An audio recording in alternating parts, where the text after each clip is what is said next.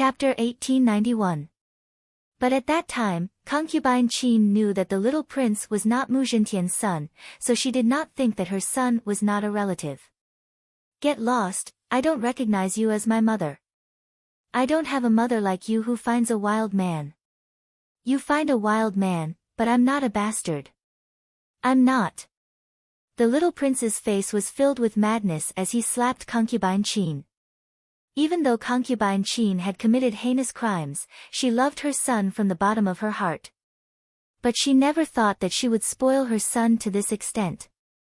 Caressing her face that was slapped, concubine Qin's heart was already focused on studying abroad. This was the first time she regretted not teaching the little prince well and instilling so many evil thoughts in him. Now, she was asking for trouble. The next day, there were endless arguments in the imperial court. The actions of Qi Zheng and his son aroused public criticism. They were at the heart of the storm and were reviled and looked down upon by everyone. Not only did concubine Qin make Mu Zhintian a cuckold, but she was also pregnant with a bastard. Therefore, the officials in the imperial court announced that she should be executed. Of course, it was too easy to execute her. In the end, an imperial physician from the imperial physician hall took out a poison that would make her suffer for 7 days and 7 nights until she died. Although the little prince did not make any substantial mistakes, he was not of the royal bloodline after all. Adding on to the fact that he was so vicious at such a young age, he could not be forgiven. As for concubine Qin's henchmen, none of them were spared. The imperial physician who helped concubine Qin to poison the little prince died as an apology after he found out Mu Zhintian had always admired Qi Su. Moreover, he was already engaged to Mu Xuexin, so he ordered the two of them to get engaged. This imperial edict naturally caused some people to be happy while others were worried. The ones who were happy were the Qi siblings and Mu Xuexin. The ones who were worried were the young ladies of the drifting wind country who were in love with Qi Su. However, when they thought about the fact that the Qi family had a mistress, they still had the position of concubine and concubine. All of a sudden, the Qi family was filled with people. These people only wanted to enter the Qi family, but they never thought that their actions would offend someone, Yun Luofeng. At that moment, in the room, Yun Luofeng was resting with her eyes closed. When she heard the noise coming from outside the courtyard, her expression darkened. Qi Ling saw her master's expression change and bravely said, "Master, I'll drive them away." After settling the matter with the Qi family, Qi Su had to leave the Qi family. He had been gone for a few days, but those women still came to the Qi family to wait for him. The guards of the Qi family didn't dare to stop these noble ladies, so they formed groups and treated the Qi family's residence as a bustling market. Previously, Yun Luofeng had entered the divine grimoire space as soon as it was daytime, so he didn't feel anything. It was rare that he didn't go to the divine grimoire space today, so he discovered these things about the Qi family. "Qi Ling, do you want Mu Xuexin to be your sister-in-law?" Yun Luofeng curled his lips and asked. She hadn't met Mu Xuexin many times, but she had a good impression of her. As a princess, Mu Xuexin was neither arrogant nor rash. Regardless of whether she was rich or poor, she had chosen Qi Su. She was worthy of Qi Su's love. "I like Master the most, but..." Qi Ling tilted her head. "Master can't be Ling, or sister-in-law, so Ling, wants big sister Mu to be my sister-in-law." Although Qi Su was Qi Ling's brother, Qi Ling had always felt that her master was so powerful that her brother was not worthy of her. "Since that's the case, let's go out and get rid of any future troubles." Chapter 1892. Yun Luofeng narrowed her eyes and a cold light flashed across them. She rose from her bed and walked out the door. In the back garden, a group of brightly dressed women were sitting among a cluster of flowers as if they were competing with the flowers for beauty. The women noticed Yun Luofeng walking towards them from the back garden and their expressions froze. However, they quickly ignored her and continued chatting with their companions. Not everyone knows about what had happened at the Qi family home that day. Hence, these women were not aware of Yun Luofeng's identity. "Who let them in?" Yun Luofan's eyes gradually turned cold as she asked icily. A guard next to her broke into a cold sweat. Miss Yun, these people have come uninvited. I tried to stop them but they would not stop at all. Besides, the master is not in the Chi family home and the lady does not leave the house. We had no choice. Now that I'm here, chase them out of the Chi family home immediately. Break the legs of anyone who dares to take another step in. Yun Luofan's voice was domineering. Her cold eyes swept towards the women who were sitting in a circle. Her demonic yet peerlessly beautiful face was filled with a chill. She had finally had 2 days of peace and quiet with great difficulty. She did not want these people to keep disturbing her. Yes, Miss Yun. The guard heaved a sigh of relief at Yun Luofan's words. The women before them may not know Yun Luofan's identity, but as Chi Su's guards, how could they not know? Even their own master was Yun Luofan's subordinate. As guards, they naturally had to listen to her orders. Oh, a disdainful voice slowly rang out. A beautiful woman stepped out from the crowd. To put it nicely, you're a guest of the Chi family. To put it bluntly, Master Chi Su had kept you because of his kindness. Do you really think that you're the mistress of the Chi family? Since when did you have the right to speak in the Chi family? Even though this woman was beautiful, her brows were filled with arrogance. She looked at Yun Luofeng with disdain. Unsurprisingly, when she saw Yun Luofeng's face, she could not conceal the jealousy in her eyes. Humph. She was just a little good-looking. On the mainland, strength spoke for itself. No matter how peerless she was still just a vase. Su Shui, don't say any more. A gentle woman stood up and smiled at Yun Luofeng. Miss, don't mind her. Su Shui's personality is straightforward, but she doesn't have any bad intentions. After saying this, he pretended to reprimand her. Su Shui, although what you said is the truth, you can't say it out loud. After all, this is the Chi family, and the 4th princess is the one in charge. Why do you have to get yourself into trouble? What she meant was that what Su Shui said was the truth. Yun Luofeng had taken over something that didn't belong to her. Yun Luofeng narrowed his eyes slightly and sized up the woman in front of him. A cold light flashed across his eyes. So you know that this is the Chi family. If someone who doesn't know anything sees this, they will think that this is your territory. The corners of her lips curled up into a smile, causing the expressions of the few women present to freeze. The woman called Su Shui was just about to shout angrily when Yun Luofeng's cold and evil voice rang out, what are you all standing around for? Chase them out. If they don't want to leave, make them leave lying down.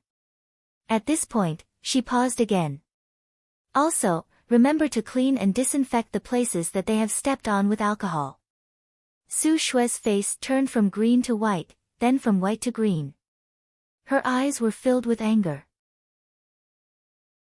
Chapter 1893. The faces of the other women also darkened as they glared at Yun Luofeng angrily. What do you mean? I am the daughter of an official. If His Majesty finds out about this, he will not let you off. Su Shui rebuked. As she spoke, she wanted to step forward and teach Yun Luofeng a lesson. However, before she could reach him, she was stopped by the Chi family's guards and carried out of the door like a little chick. Let go. Let go of me. You are the guards of the Chi family, why do you listen to this woman? I know, she must have seduced Chi Su.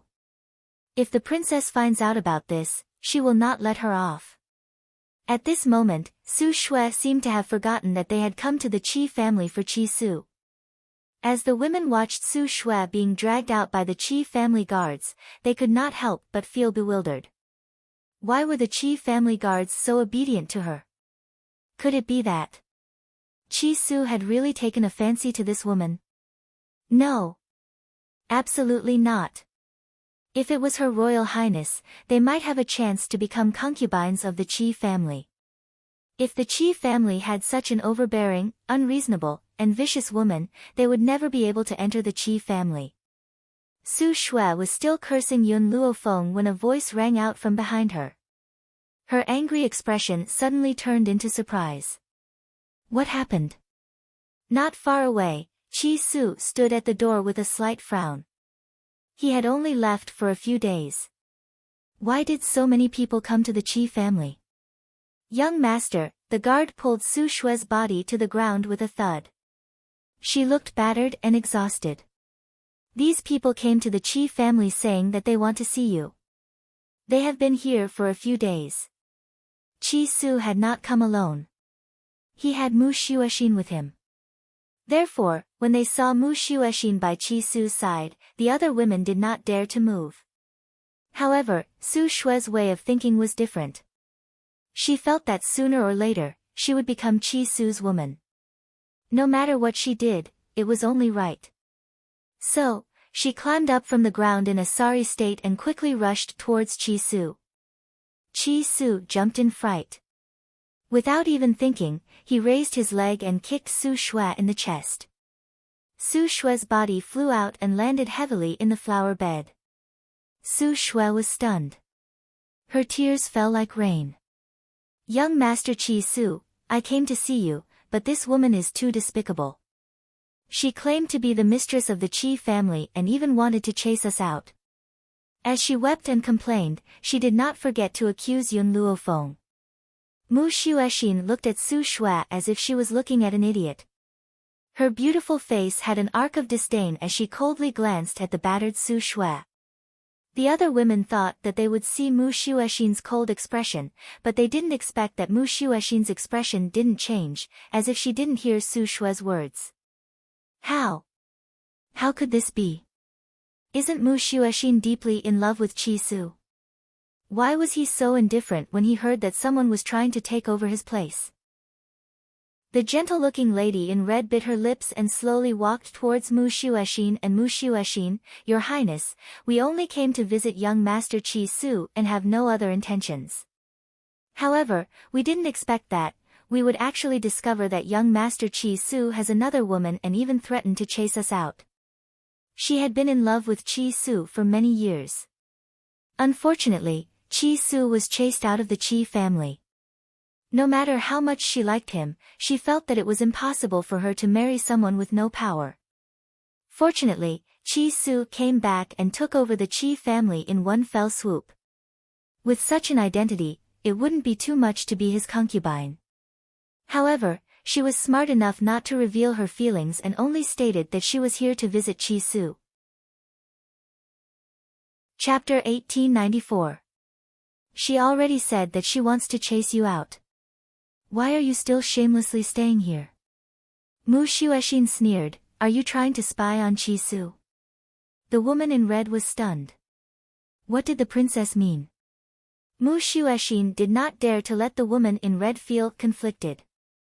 She continued to speak coldly, Lu Yu, don't think that I don't know what you're thinking. I've turned a blind eye to your father's many contributions to Drifting Wind Country. Don't be so shameless. Even if Lu Yu pretended to be gentle, it was only in the eyes of men. As a woman, Mu Shuexin only wanted to give her one word, green tea bitch. Lu Yu's face turned pale and she lowered her eyelids. Those who did not know the truth would think that Mu Shuexin was bullying her with her power. Fourth princess, Su Shui was obviously the type of person who did not use her brain and was not afraid of death. Moreover, she was like a cockroach that could not die. Even after suffering such a heavy blow, she could still continue to climb up. She said, the few of us do not covet the position of mistress of the Qi family. We only want to be Master Chi Su's concubines. Isn't it normal for a man to have 3 or 4 wives? As a princess, you cannot stop a man from taking a concubine. Concubine? A bone-chilling cold voice suddenly rang out from behind the crowd. Yun Luofeng, who had not spoken since the beginning, crossed her arms in front of her chest. A devilish smile appeared on her lips as she looked at Chi Su with a half-smile. You want to take a concubine? Chi Su was terrified when he heard this. No, I will never take a concubine. Especially these shameless women, I wouldn't want them even if they were given to me. These women had come to the Qi family without any reservations and even said that they wanted to be his concubines. Were they not shameless? Indeed, when they heard Qi Su's words, the women's faces turned pale and they became even more furious. However, they did not dare to vent their anger on Qi Su and Mu Xuexin. They could only glare at Yun Luofeng with hatred. Lu Yu's mind raced. What did she mean? Not allowing Qi Su to take a concubine. What about her? She wants to be the mistress of the Qi family. Yun Luofeng held Qi Ling's little hand as if she did not notice the other's anger. Her lips curled into a small smile. Then remember what you said today. If a person is too half-hearted, then I don't think he will continue to work for me. How much energy would a person with a backyard that was prone to fire have to work for him? Therefore, no one was allowed to take a concubine. This was the most basic requirement. Qi Su hurriedly swore to the heavens, Miss Yun, don't worry, I will never take a concubine. In this life, I will never let my wife down. Yun Luofeng smiled and did not say anything else. Since Qi Su was back, he would let her deal with these women. I'm going to meditate. If anyone comes to disturb me again, I'll make them leave lying down. Su Shui was furious. Who do you think you are? What right do you have to control young Master Qi? Do you think you're the mistress of the Qi family? You. Bang! Before Su Shui could finish her sentence, she was kicked away. Qi Su clenched his fists and the veins on his forehead bulged. He shouted angrily, Men, tie Su Shui up and let the Su family come and ransom her. Su Shui panicked. Qi Su didn't have any protective feelings for the fairer sex. Did he have the heart to do that? Mu Xuexin looked at Su Shui coldly and said, It's not your fault for being stupid. It's your fault for being used by others. Also, before you find trouble with Miss Yun, please find out what happened in the Qi family a few days ago. Chapter 1895. Being used? Su Shui's eyes suddenly widened as she turned to look at Lu Yu in astonishment. One had to know that she was so angry at Yun Luofeng just now because of the things that Lu Yu had instilled in her. According to Lu Yu, Yun Luofeng was the kind of woman who shamelessly pestered Qi Su. That was why Su Shui was so angry. At this moment, Lu Yu's face was pale. She bit her lips and looked pitiful. Are you going to scram, or should I throw you out? Qi Su gently narrowed his eyes and said coldly. Those women didn't dare to stay any longer and hurriedly left. Except for Su Shui who was detained. This time, they listened to Mu Xuexin's words and went to inquire about what happened in the Qi family a few days ago. That day, there were many onlookers, so some things weren't difficult to find out. When they found out that Yun Luofeng could actually fight against a heavenly god and even defeat that heavenly god, they instantly panicked. Later on, they even heard that Qi Su was working for Yun Luofeng, and only then did they realize how foolish their actions were. The Su family's patriarch personally came and paid a huge price to bring Su Shui back. After returning, the Su family's patriarch gave his daughter a ruthless beating and immediately told her everything that happened in the Qi family a few days ago. Su Shui was scared silly. Then, she realized that she had really been used by Lu Yu. Thinking of this, she was very angry. The Su family's patriarch was also angry because of this. He used the power in his hands to target Lu Yu's father, causing Lord Lu to be suppressed in the imperial court. After that, every time Su Shui and Lu Yu met, these two women would have a huge battle, wishing that they could tear each other apart. Of course, Yun Luofeng didn't know about these things. This was because Qi Su told her that someone had seen Ji Jiutian in the state of Tianqi. The reason why Qi Su left for a few days was to confirm this news, state of Tianqi. Speaking of the state of Tianqi, the only person Yun Luofeng knew was the second prince of the state of Tianqi. She narrowed her eyes slightly and tapped her finger on the table. She continued to ask, Did you find the whereabouts of that ghost emperor Yun Shao? He seems to be in the state of Tianqi, but I'm not too sure. Chi Su frowned and replied. Chi Su, come with me to the kingdom of Tian Chi. Leave the matters here to Elder Zhao. Yun Luofeng slowly stood up. Regardless of whether this information is correct or not, I will not give up hope. Furthermore, if we want to go to Nemesis Forest, we must pass through the kingdom of Tian Chi. Tian Fa Forest.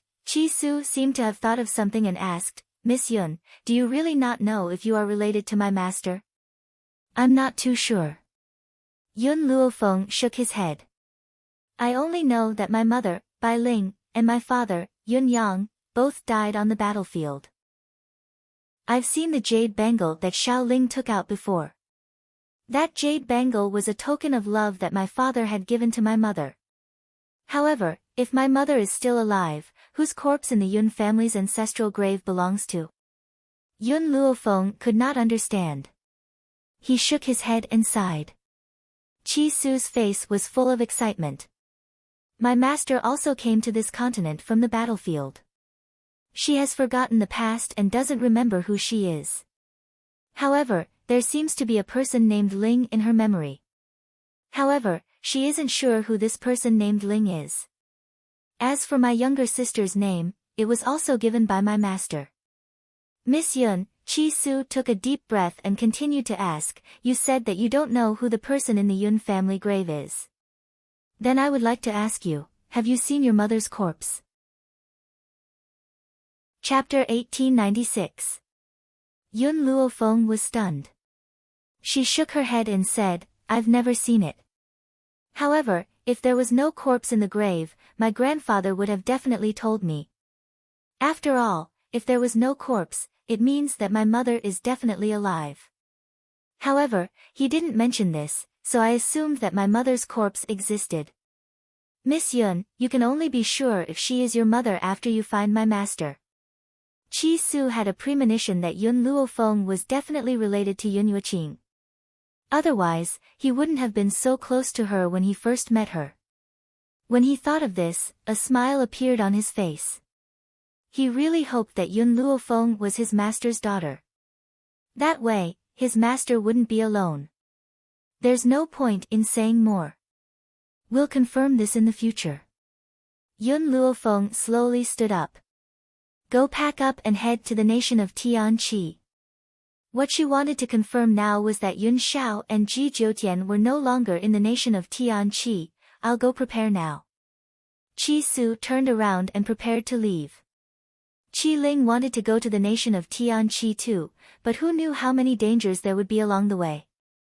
Bringing her along would be somewhat unchanged, so Chi Su could only reject her under Qi Ling's tearful gaze. Compared to following them, Qi Ling would be safer in the nation of Tian Chi. Moreover, Mu Xuexin was there to take care of her. Qi Ling knew that her brother would never agree to let her follow them. She could only send them off with teary eyes. She didn't know when they would meet again. The nation of Tian Chi. The bustling streets were bustling with noise. Yun Luofeng had actually seen the existence of a puppet among those people. This had indeed surprised her. She didn't expect the puppet to enter the nation of Tian Chi so quickly. Chi Su was like a loyal guard as he followed Yun Luofeng. His eyes were also sizing up the bustling nation of Tian Chi. A trace of absent-mindedness appeared in his eyes. Actually, the first time I met Master was in the nation of Tian Chi. Back then, I went out to train and encountered danger. Master happened to save me, so I survived. If it wasn't for Yun Yueqing, perhaps, he wouldn't be in this world anymore. The past was like smoke, causing Chi Su's eyes to be filled with nostalgia. It was as if he could see that beautiful woman through the bustling crowd. Suddenly, his gaze converged, and it descended onto a figure in front of him. What's wrong? Yun Luofeng sensed the abnormality of the youth beside him and asked with a slight frown. The young man was startled. He curled his lips and said, I met an acquaintance. After saying this, he slowly walked towards the girl who was surrounded by people. The young girl was not very beautiful. It could be said that her appearance was very ordinary. Her eyes were filled with panic as she looked helplessly at the group of people in front of her. Jianan, I will become the second prince's wife sooner or later. How dare you not kneel before me when you see me? Second princess consort. Yun Luofeng raised his eyebrows. He suddenly thought of second brother Qi, whom he had met in Storm Town, and his lips curled into a smile. She remembered that Qi Su had once told her that the second prince had a concubine, but that concubine had passed away due to a serious illness. However, there was no news of him marrying another concubine. Yun Luofeng, who was initially unconcerned, heard the next words of the girl who was surrounded, and his face suddenly darkened. Second sister, since you are already the second prince's wife, why are you still angry because father wants to betroth me to young Master Ji? Aren't you thinking about what's in the bowl while eating from the pot? Do you really think that all the men in the world like you? Jianan lifted her chin. Moreover, it was father's order for me to marry Ji Jiutian. What's the point of you stopping me? Chapter 1897. Ji Jiutian. Yun Luofeng's eyes flashed with joy. Was Ji Jiutian really in the state of Tianqi? However, Yun Luofeng curled his lips when he thought of the girl's words. With Ji Jiutian's personality, he would not be so easily controlled. Would Ji Jiutian marry her just because her father wanted her to? You. Jinny's chest heaved up and down as she slapped Jinan's face. I am the second prince's wife. Don't tarnish my reputation. No matter how strong Ji Jiutian was, he could not be compared to the royal family of the state of Tianqi. Even if she thought that this man was unparalleled in beauty, she only wanted to marry the second prince. Now, Jinny could not stand to see a concubine's daughter tarnishing Ji Jiutian's beauty. Jinan snorted. She said those words on purpose to anger Jinny. Ji Jiutian was not her type. What she liked were youths that were as elegant as jade. Just as Jinny was about to slap him again, an arm suddenly grabbed her hand. The young man stood against the wind, looking incomparably handsome. His face was still young and inexperienced, and there was a cold glint in his dark eyes. It's you. Jinan's voice was filled with surprise as she looked at the young man beside her without blinking. If Yun Luofeng was not wrong, there was a flash of adoration in Jinan's eyes. It turned out that she liked people like Qi Su. Unfortunately, Qi Su already had Mu Shuexin. Get lost. Qi Su shouted coldly and pushed Jinny forcefully. His eyes were as cold as frost. Jinny's little face turned pale as she took a few steps back. She glared at Jinan. Jinan, other than pretending to be wrong to hook up with men, what else can you do? Jinan did not say anything in response to her mockery. She hid the adoration in her eyes well and only smiled happily. Get lost. Or do you want me to chase you away? Qi Su's arm tightened around Jenny as he said coldly. Jenny felt Qi Su's aura and gritted her teeth. I will let this little bitch go this time. Next time, I will teach her a lesson. Let's go. After saying that, Jane E turned around and left with her followers. She did not look like a loser. Instead, she was as arrogant as a peacock. Miss Yun, after saving Jinan, Qi Su walked to Yun Luofeng's side on his own accord. He smiled and scratched his head. Back when I was traveling with my master, I had met her a few times. This time, when I saw her being bullied, I could not help but help her. Jianan saw that Qi Su did not speak to her, but walked towards the woman in white in front of her. A hint of hurt flashed across her eyes. Because Qi Su's back was facing her, she couldn't see her expression clearly, but Yun Luofeng could clearly see the emotions in her eyes. Wait for me. Yun Luofeng patted Qi Su's shoulder and walked towards Jianan. The Ji Jiutian you mentioned just now, does he like men who wear red and are very seductive? Oh, that's right, there's a little cinnabar between his eyebrows. Jianan did not answer Yun Luofeng, but turned to look at Qi Su. Qi Su felt a little strange. Yun Luofeng was asking her, so why was she looking at her? This. Why are you looking at me? Chi-su could not help but ask. Honestly, his heart was already filled with Mu Shuashin. He could not feel the strange feelings of other women at all. Jianan lowered her eyes slightly. The person you're talking about is indeed young Master Ji. However, young Master Ji has been out recently and will only be back after a while. Why don't you come with me to the manor and wait? I'll tell my father that you're young Master Ji's sister. My father will definitely take you in. Chapter 1898. Chi-su's eyes brightened and his expression softened. He turned his head and asked, Miss Yun, are we going to the Jian family? Okay. Yun Luofeng thought for a while and nodded. Jianan was surprised that Chi-su was going to ask Yun Luofeng about such a small matter. Her eyes flickered but she didn't say anything. After all, she and Chi-su had only met before. What right did she have to ask about his relationship with this woman? Miss Jianan, then I'll have to trouble you. Chi-su touched the back of his head and chuckled.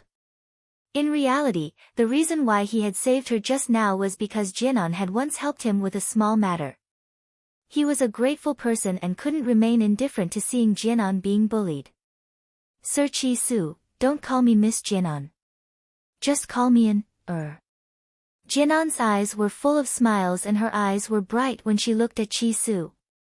Chi-su's expression turned serious and he said seriously, that won't do. There is a difference between men and women. How can I call you so intimately? That's disrespectful to you. From how Chi-su had always called Yun Luofeng Miss Yun, it could be seen that this youth's personality was sometimes more rigid and he paid more attention to the difference between men and women. He hadn't even changed the way he called Yun Luofeng.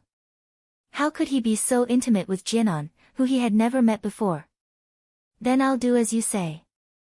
Disappointment flashed in Jianan's eyes. She didn't understand why he had to be so rigid when it was just a form of address. Yun Luofeng's gaze swept over Jianan's face and he saw the disappointment in her eyes. He curled his lips and said lightly, Chi-su, I'm tired. Chi-su executed Yun Luofeng's order faster than anything else. He immediately straightened his body and his gaze fell on Jianan's face. Miss Jianan, are we going to the Jian family now? Even though he was asking her this question, Jianan believed that if she delayed any longer, Chi-su would definitely leave with this woman. This knowledge made her very uncomfortable. However, Chi-su's heart was on Yun Luofeng's words and he didn't notice Jianan's fleeting dissatisfaction. Jianan took a deep breath and a smile appeared on her face. Sir Chi-su, Miss Yun, please follow me. Then, she slowly turned and walked towards the street in front. Although Jianan was the daughter of a concubine in the Jian family, the head of the Jian family, Jian Bowen, had arranged for her to be with Ji Zhoutian. Therefore, the servants were no longer as mean to her as they used to be. When Jianan ordered the servants to take Chi-su and Yun Luofeng away to rest, the servants immediately carried out her orders. Soon, this matter reached Jian Bowen's ears. Knowing that his daughter had brought a group of outsiders back, he looked very unhappy. Just when he was about to find Jianan, he found that the girl had already walked out of the study. You really don't know how expensive rice and fuel are until you manage the household. Jian Bowen's face turned cold. Our Jian family doesn't have the extra money to take care of your two friends. The Jian family had a lot of wealth. However, Jian Bowen had always been stingy. How could someone like him spend money on outsiders? Not even a copper coin. Father, Jianan smiled. Do you really want your daughter to marry Ji Zhoutian? Are you sure that with that man's personality, he will listen to the Jian family's arrangements? Jian Bowen's face darkened. This time, the Jian family will not deliberately arrange for you. Everything will depend on your own efforts. If you can't make Ji Zhoutian fall in love with you, then you are useless. Our Jian family will not want a useless daughter like you. Chapter 1899. Jianan lowered her eyes. Father, please forgive me. No matter how outstanding I am, Ji Zhoutian will not like me. Why? Because. Jian'an's eyes flashed. Ji Zhoutian likes men. She would never marry Ji Zhoutian. However, if she told her father directly, he would definitely not agree. Therefore, she could only push the responsibility to Ji Zhoutian. Ji Zhoutian was not in the Jian family anyway, was he? Jian Bowen was shocked. He staggered and sat down. His face was ashen. He had never considered this problem. The eldest daughter of the Jian family was so beautiful. Why would Ji Zhoutian like her? Even if he did not want to marry her, he would be willing to let her be his woman. However, he was dismissive of his eldest daughter. Apart from Ji Zhoutian's sexual orientation, Jian Bowen could not think of any other reason. No man did not like beautiful women and no man could resist the temptation of such beauty. Jianan. Jian Bowen clenched his teeth. How did you know about this? Jianan lied without blushing. Actually, I once wanted to be Ji Zhoutian's wife. However, Ji Zhoutian told me about this himself. I could only give up. Do you know that if you tell them about this, you will lose your status in the Jian family? Jian Bowen looked at Jianan coldly, his face expressionless, and you will only end up as a concubine of the aristocratic families in the state of Tianqi. No one will be willing to marry a concubine's daughter. Jianan smiled faintly. Father, do you know who the people I brought back are? Jian Bowen was stunned and looked at her in confusion. The young man called Qi Su is the young master of the Qi family in the Drifting Wind country. Moreover, Qi Su's master, Yun Yueqing, is very powerful. He is no weaker than Ji Zhoutian. Do you think he can do it? In this life, her heart only belonged to Qi Su. She was willing to take the risk. You want me to propose marriage? Jian Bowen did not expect Jianan to know the young master of the top aristocratic family in the Drifting Wind country. If it was him, he could help the Jian family. No, Jianan shook her head. I have to fight for my feelings myself. Moreover, Qi Su is not someone who can be easily controlled. If he doesn't have me in his heart, he will never agree to the marriage with the Jian family. Jian Bowen, whose face was originally ashen, burst into laughter when he heard this. All right, if you can marry into the Qi family, then from now on, you will be the legitimate daughter of the Qi family. Jianan looked down again, and a bitter smile appeared at the corner of her mouth. Did he mean that if she couldn't marry into the Qi family, she would have no status in the Jian family? Even worse than a servant. However, Jian Bowen's eyes flickered. He continued to say, if you fail, the Jian family will no longer have a daughter like you. As for your mother, there will be no need for her to stay. Whoosh! Jianan's face was pale. She looked up in disbelief at Jian Bowen's cruel face. She couldn't believe that these were her own father's words. Although her mother was born in a humble family and couldn't bring any help to the Jian family, she had loved this man her entire life. Was he going to kill her mother just because she had failed? Jianan bit her lip and her eyes were filled with pain. For the first time, she regretted making such a request to her father. You can leave now, Jian Bowen said coldly with a wave of his hand. Jianan turned and left. Chapter 1900. Her mind was in a daze. She didn't even know how she got into the room. And what's wrong? In the room, a woman in a linen shirt saw Jianan walk into the room. She hurriedly put down her needlework and walked quickly to Jianan's side. She looked worried. Did your father say something to you again? Her mother's voice finally brought Jianan back to reality. She looked up at the woman in front of her. Mother, can we leave the Jian family? She went to find Jian Bowen because she wanted him to revoke the order for her to seduce Ji Zhoutian. After all, she didn't like Ji Zhoutian and was even more afraid that Ji Zhoutian would fall for her. At that time, it would be hard to clean up. That was why she brought Qi Su out. What she didn't expect was that her father would use her mother's life to force her. Her mother was the most important person in the world to her. To be honest, she really didn't know whether Chi Su would fall in love with her. Otherwise, she wouldn't have said something like leaving the Jian family with her mother. The woman's expression suddenly changed, and her face darkened. What nonsense are you spouting now? I won't leave the Jian family. If your father scolds you, just listen to him. Don't go against him. Jianan smiled bitterly. She knew that her mother wouldn't leave. If she was willing to leave the Jian family, she wouldn't have deliberately set up her father and become pregnant with his child. Otherwise, with her father's character of judging people by their appearance, her ordinary-looking mother wouldn't have married into the Jian family. Don't be angry with your father. If it weren't for him, you wouldn't exist. Your father is right. Just listen to him. Don't say something stupid like leaving the Jian family again. I won't leave. Mother, what if my father wants to kill you? Jianan finally couldn't help but say this. The woman was stunned. Then she smiled and said, why would your father want to kill me? I gave birth to a daughter for him. He isn't that kind of heartless person. Moreover. The woman paused and then continued, if I didn't do something wrong, would your father want to kill me? You must remember that in this world, men are the rulers. If you get married, you must be obedient and listen to whatever your husband says. Even if he hits you, it must be because you did something wrong. So, you must never fight back, understand? Jianan smiled bitterly. She had heard these words many times.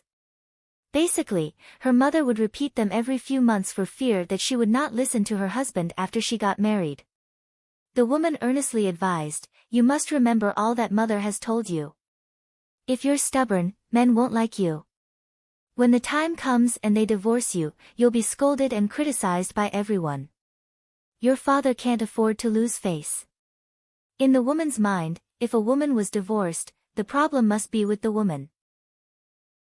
Otherwise, why would others divorce you for no reason? Jianan knew her mother's character very well, so she didn't say anything more. She just said, Mother, I understand. I will listen to father. In the wing room. Yun Luofeng sat at the table. Chi Su poured a cup of tea for her and sat in front of her. Chi Su, Yun Luofeng took a sip of tea and put it down. She said lightly, how credible do you think Jianan's words are? Jianan said that Ji Zhoutian would come back after a while. But, she knew that Ji Zhoutian's character would not listen to the Jian family's arrangements. Hearing this, Chi Su touched her head and said, I'm not too sure. When I first met Jianan, it was a few years ago. I was in a bit of trouble and she helped me. At that time, Jianan was only 12 or 13 years old. It was the age of innocence. But people change. Now I don't know her very well. Chapter 1901. Naive and ignorant. Yun Luofeng took another sip of tea. How could there be naive and ignorant people in such a prestigious family?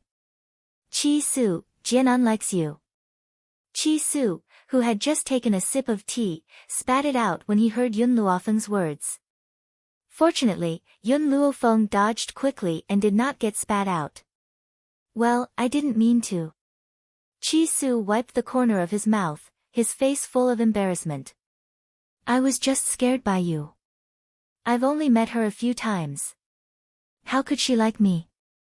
Yun Luofeng raised his eyebrows. I don't care about your feelings. But I have a request for everyone around me. You are not allowed to have concubines. Otherwise, there will be countless troubles and it will affect the efficiency of doing things for me. Moreover, she, who came from China, did not dare to compliment men having multiple wives. Fortunately, she had Yun Shao. Yun Shao would never trouble her with these things. If there was anyone who peeked at him, he would take care of it himself. He would not give anyone any chances. I know. Moreover, he had never thought about having concubines. Also, Yun Luofeng slowly stretched, his expression languid. I'm here to find Ji Zhoutian. If I find out that she lied to me, or caused me trouble, I will not let her go. Until now, she only saw that Jianan liked Chi-Su. She did not find any other emotions. If Jianan wanted to do something, then she would not be polite. Miss Yun, if you think that Jianan lied to us, then we can leave the Jian family. Chi-Su frowned. If Jianan really liked him, then he would be the first to leave the Jian family. No need. I think it will be easier for us to find Ji Jiutian here. Yun Luofeng narrowed his eyes. A light flashed in his eyes. Oh yes, Chi-Su, tell your people to keep searching. If they find Yun Xiao, then let me know. Okay. Chi-Su nodded. I've already sent most of the Qi family's people out. I'm sure they will find Yun Xiao soon. Hearing this, Yun Luofeng did not say anything else. His eyes were filled with contemplation. By the way, Chi-Su seemed to remember something and said, I owe the second prince a favor. I plan to visit him in the next few days. Yun Luofeng's eyes flashed. Tell me about the second prince's situation. Chi-Su was stunned. He raised his head and looked at Yun Luofeng. The second prince and the second princess consort were deeply in love. In the years when the second princess consort was alive, the second prince doted on her alone.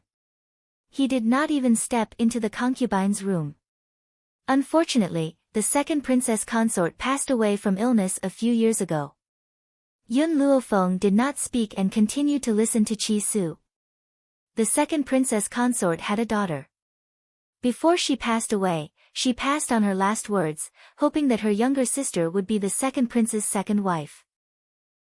As a member of the royal family of the kingdom of Tianqi, the emperor would definitely not allow the second prince to not remarry for the rest of his life. In order to prevent her daughter from being bullied, the second princess consort naturally hoped that her own sister could take over this position. It was better than the second prince marrying a stranger. The second prince would definitely follow the second princess consort's will. Who would have thought that not long after, the second princess consort's sister would also fall ill? Sisters falling ill one after another. Yun Luofeng stroked his chin. This was indeed thought-provoking. The emperor naturally did not allow it. Instead, he favored the second miss of the Jian family, Jenny. Yun Luofeng narrowed his eyes. Tell the second prince that I can save the second princess consort's sister. Furthermore, I can help her ascend the throne. Chapter 1902. Chi-Su's eyes were filled with surprise. Based on her understanding of Yun Luofeng, she wasn't a helpful person. Miss Yun, your request is. Chi-Su thought for a moment before asking. I want him to listen to my orders. Yun Luofeng's appetite had always been huge. He wanted to eat up the entire Tianqi state. However, Chi-Su still believed that she had the ability to do so. Tell the second prince about this first.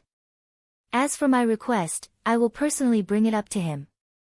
Yun Luofeng's lips curled into a faint smile. Her pitch-black eyes were filled with confidence.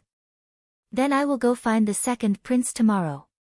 Just as the two were discussing, footsteps came from outside the door. In that instant, the two of them stopped talking. Chi-Su, when you cause trouble, you solve it yourself. When it comes to women, you need to cut the Gordian knot so that it doesn't cause trouble in the future. Yun Luofeng said lightly. She had already reminded Chi-Su that if he procrastinated and caused trouble in the future, it would be his own problem. When it came to matters of the heart, he needed to reject decisively. He couldn't give her hope and give her despair. I understand. Chi-Su sighed helplessly. He didn't think that Jianan would like him, but he trusted Yun Luofeng even more. Yun Luofeng's words would never be wrong. Just as they were talking, the door was pushed open. Jianan immediately saw Chi-Su at the door and smiled. Young Master Jianan, I have some matters to discuss with you. Is it convenient to go somewhere else to talk? She glanced at Yun Luofeng in the room, clearly not wanting her to know. No need. Just say it. Chi Su rejected her immediately. Yun Luofeng wasn't an outsider. What could she not hear? Jianan was stunned, and her expression was a little conflicted. For a woman, there were some things that couldn't be said in front of others. Just as Jianan was frowning, Yun Luofeng's evil voice came from the room. Chi Su, go. I have already said what I need to say. You will know what to do. With Yun Luofeng's words, Chi Su didn't reject Jianan anymore. He nodded. Lead the way. Jianan's heart was filled with complicated feelings. She really did want to talk to Chi Su, but Chi Su listening to Yun Luofeng like this really made her unhappy. However, she was very smart and did not show any dissatisfaction. She still had a gentle smile on her face. Master Chi Su, this way please. In fact, Jianan really wanted to take Chi Su to her room to talk, but she also knew that if she did so, Chi Su would definitely be unwilling. This youth paid too much attention to the boundaries between men and women. But wasn't such a man even rarer? Behind the rockery, Jianan stopped in her tracks and turned her head to look at Chi Su, who was standing in front of her. After pondering for a while, she asked, Young Master Chi Su, what is your relationship with Miss Yun? Perhaps because of Yun Luofeng's previous words, Chi Su felt that Jianan's questioning was too deliberate, which made him very uncomfortable. Miss Yun is my friend. I came to the state of Tianqi this time to accompany her to find Ji Jiutian. Friends? Hearing this, Jian breathed a sigh of relief. I thought, why? Chi Su frowned and asked. Jianan gently pursed her lips and did not answer Chi Su. Her pair of eyes stared at Chi Su. Young Master Chi Su, actually, from the first time I saw you a few years ago, I already liked you. In an instant, Chi Su's fingers stiffened. Perhaps because Yun Luofeng had warned him before, he did not appear too shocked. Chapter 1903. Seeing his calm expression, Jianan's eyes darkened slightly. Mr. Qi, will you marry me? Sorry, I don't want to. His words were very direct, so direct that Jianan's heart felt like it was being torn apart. The pain was very heart-wrenching. She knew that Chi Su would not like a concubine's daughter, but now that she heard the truth, she still felt very sad. I know that Mr. Chi Su does not like me because I am only a concubine's daughter.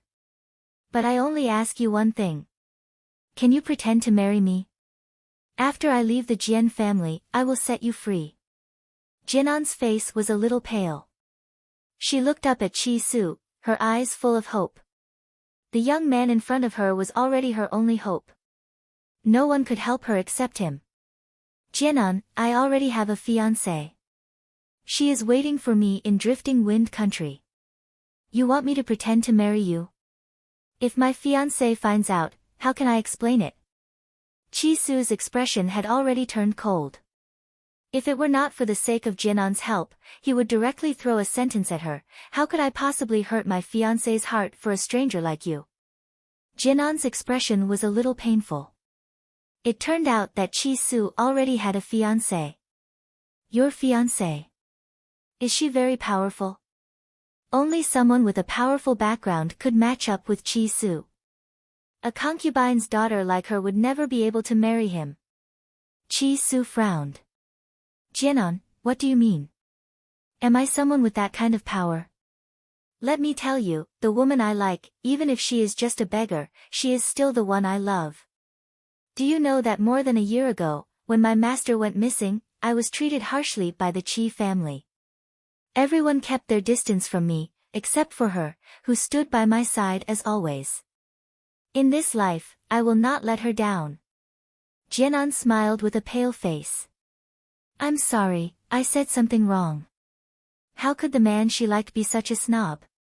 Otherwise, she would not have missed him for a few years. Young Master Chi Su, I have no choice but to look for you. Can you help me? I believe that your fiancée must be very kind. She will understand you. Jianan wanted to grab Chi Su's sleeve, but he shook her off. Chi Su's face was filled with impatience. My fiancé is indeed very kind, but a kind woman still has very high requirements when it comes to relationships. You said that we are only pretending to be married, but who can tolerate their man getting married to another woman? Even if it's fake. Jinan's face grew paler. She had no other choice, so why wasn't he willing to help her? Even if it's fake.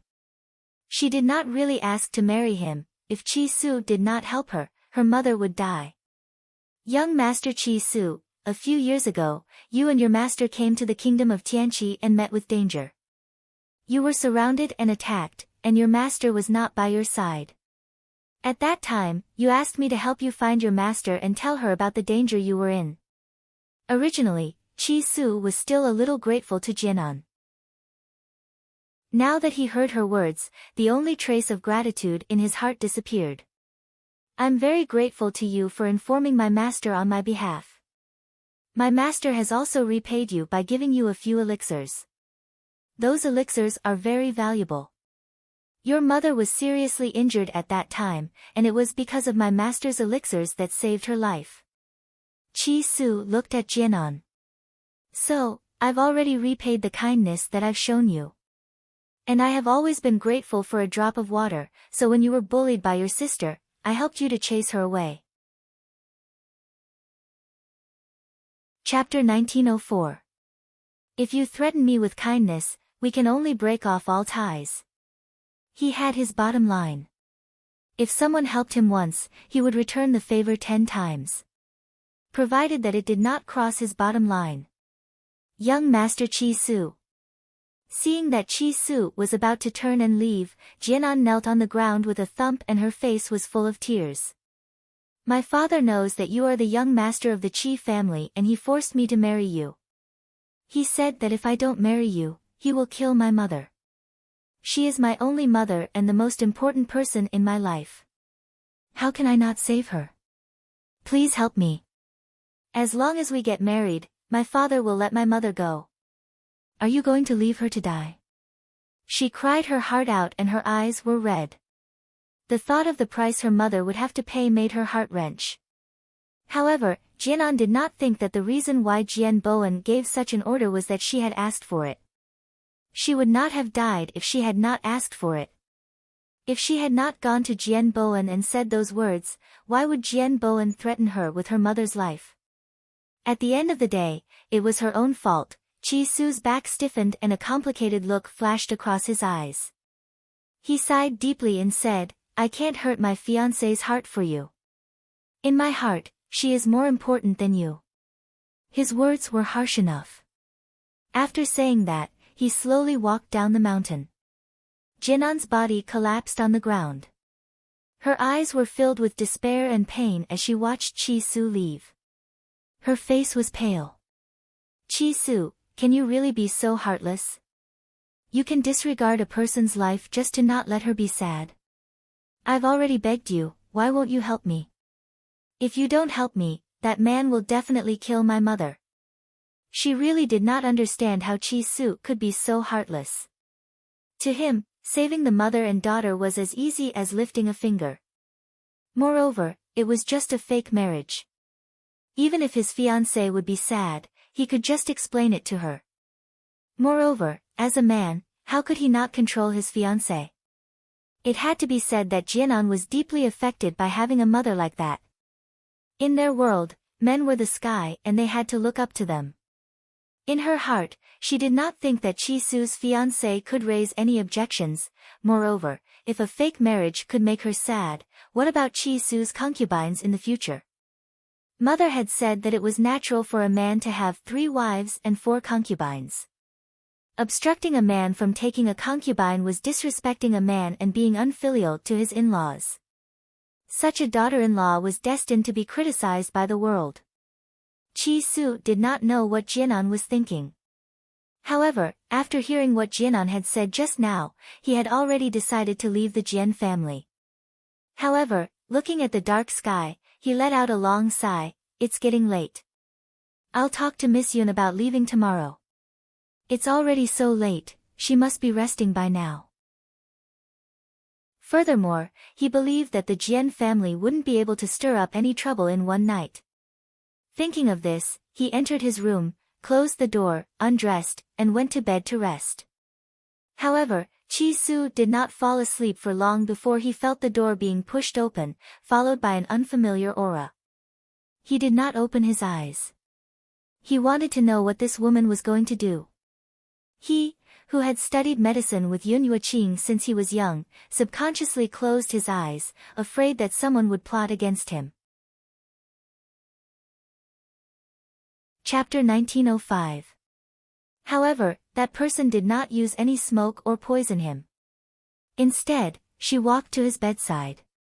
Then, there was a tearing sound and the sound of cloth being torn.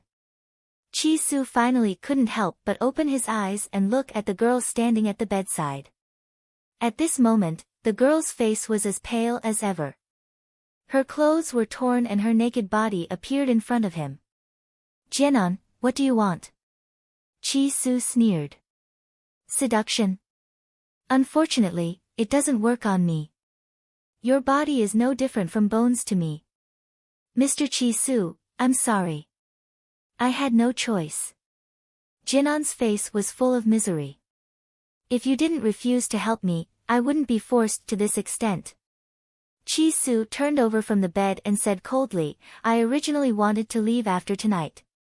Since you forced me to do this, then I'll leave now. Between you and I'll cut off all ties." "Leave?" Jianan smiled miserably. "It's not up to you anymore." After saying this, she suddenly let out a shrill scream. This scream was very abrupt in the night, and it also broke the silence of the night. Chi-Su was not stupid. At first, he thought that Jianan wanted to seduce him. Now that he heard this scream, he understood her real purpose. This time, his face completely changed. "Jianan, are you gambling with your reputation? Do you think that I will do as you wish?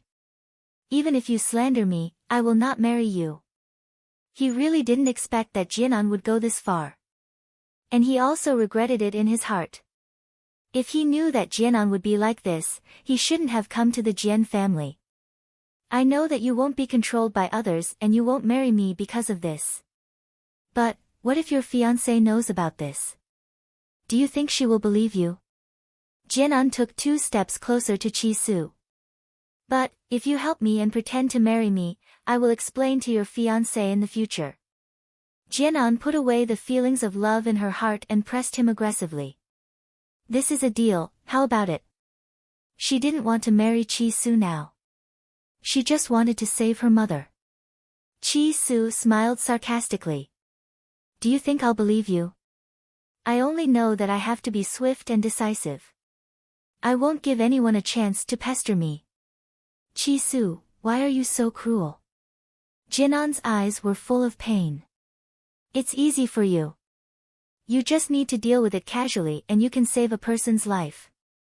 Even if you don't consider the fact that I've helped you, you shouldn't be so heartless. I never thought that the man I've loved for so many years would leave me in the lurch." Chi-Su smiled coldly. "Save someone who schemed against me? I'm not that kind.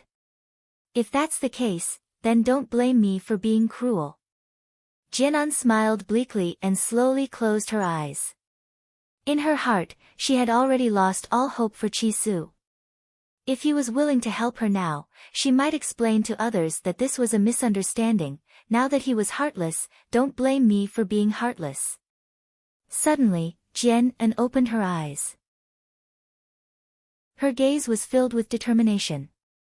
At this moment, a series of footsteps came from outside the door. Then, a group of people broke the door and quickly surrounded the entire room. The first to enter were Jian Bowen and Jian Yi. After the two of them saw the scene in the room, the former frowned and the latter's face was full of contempt. Chapter 1906. Miss Yun. At the same time, Chi-Su saw the woman in white standing by the door. His lips moved and his eyes were filled with helplessness. His expression seemed to be saying that he didn't know this would happen either. Yun Luofeng crossed her arms in front of her chest and leaned lazily against the doorsill. Her devilish eyes slanted upwards and her lips curled into a smile. Based on her understanding of Chi Su, he would never make such a mistake. So, there was only one reason. Yun Luofeng narrowed her eyes and the smile in her eyes deepened, but it was filled with endless coldness. But she didn't intend to help Chi Su solve this problem. If Chi Su couldn't even solve such a small problem, how could she believe in his abilities? It's getting late, you should solve it quickly. She stretched lazily and said calmly. What she meant was that he should solve the problem quickly so that he wouldn't disturb her rest. Humph. Jian Bowen snorted and his face darkened. What's going on? Jianan looked at Chi Su and bit her lip. She looked humiliated. Dad, I don't know what's going on either. I was sleeping just now, but I suddenly fainted. When I woke up, I found myself in Master Chi Su's room. I don't know anything else. Her meaning was clear. She was sleeping soundly at first, but she was accidentally drugged by the sleeping gas, and was even kidnapped by Chi Su. As soon as they saw her messy appearance, everyone could guess what had just happened. I don't believe it. Why didn't he take advantage of others, but you? Jian Yi sneered and her face was full of mockery. I think it's because your usual behavior isn't simple. That's why he took advantage of you. Jianan's expression changed and her body stiffened. She had already guessed that her behavior would definitely provoke Jian Yi's humiliation. But for her mother, she did it without hesitation. Even so, she still felt very sad when she heard Jian Yi's words. Jianan, how dare someone like you covet Master Ji? Jian Yi raised her chin and said arrogantly, you should go back and look at yourself in the mirror. You look like a toad lusting after swan meat. Now that you've lost your chastity, it's even more impossible for you to marry Master Ji. Jianan's head almost sank into the dust. Anyone who saw her would sympathize with her. Jian Bowen furrowed his brows as he looked at Chi Su. His eyes were no longer as cold as they had been in the beginning. Instead, he looked like a father-in-law looking at his son-in-law. Since this has already happened, you must take responsibility for my daughter and marry her. By the way, I've heard that you're from the Qi family of Drifting Wind Country. The Qi family seems to have many spirit herb mountain ranges, and I'm not asking for much. Just give me 3 as a betrothal gift. On this continent, due to the dense spiritual energy, medicinal herbs could also be upgraded to spiritual herbs. However, the growth of spirit herbs required not only dense spiritual energy, but also a natural mountain range.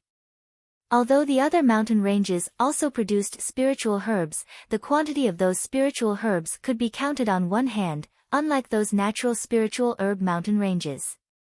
But, the Qi clan only had 5 spirit herb mountain ranges in total.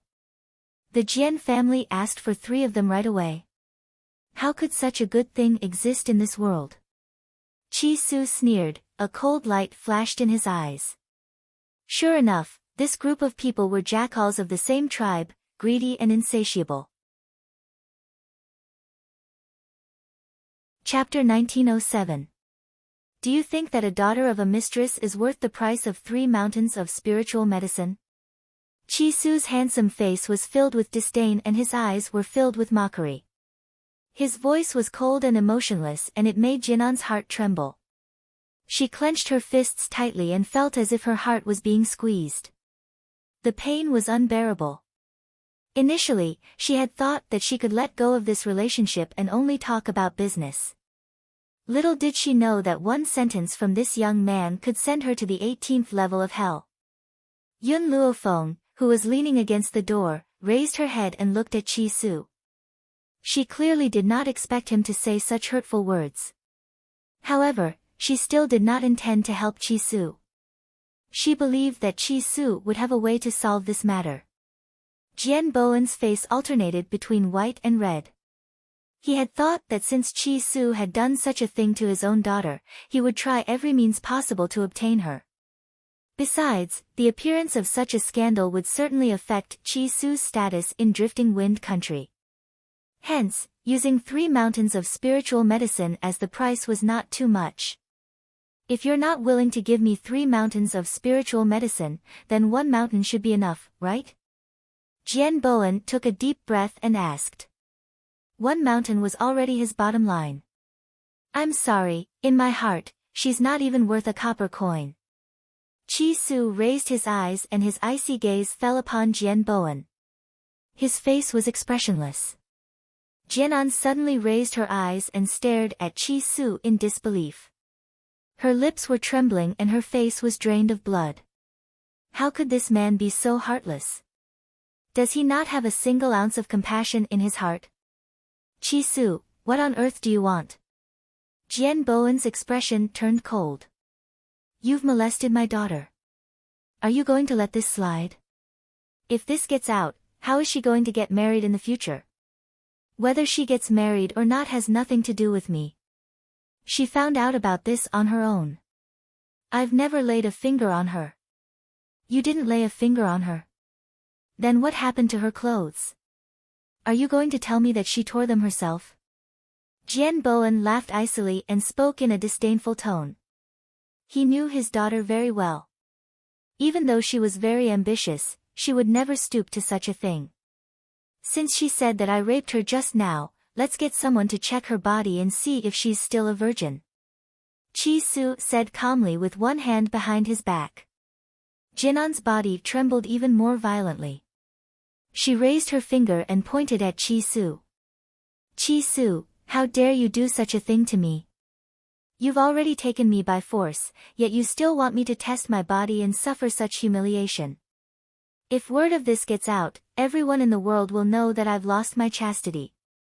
How am I supposed to live? Do you really want to force me to death?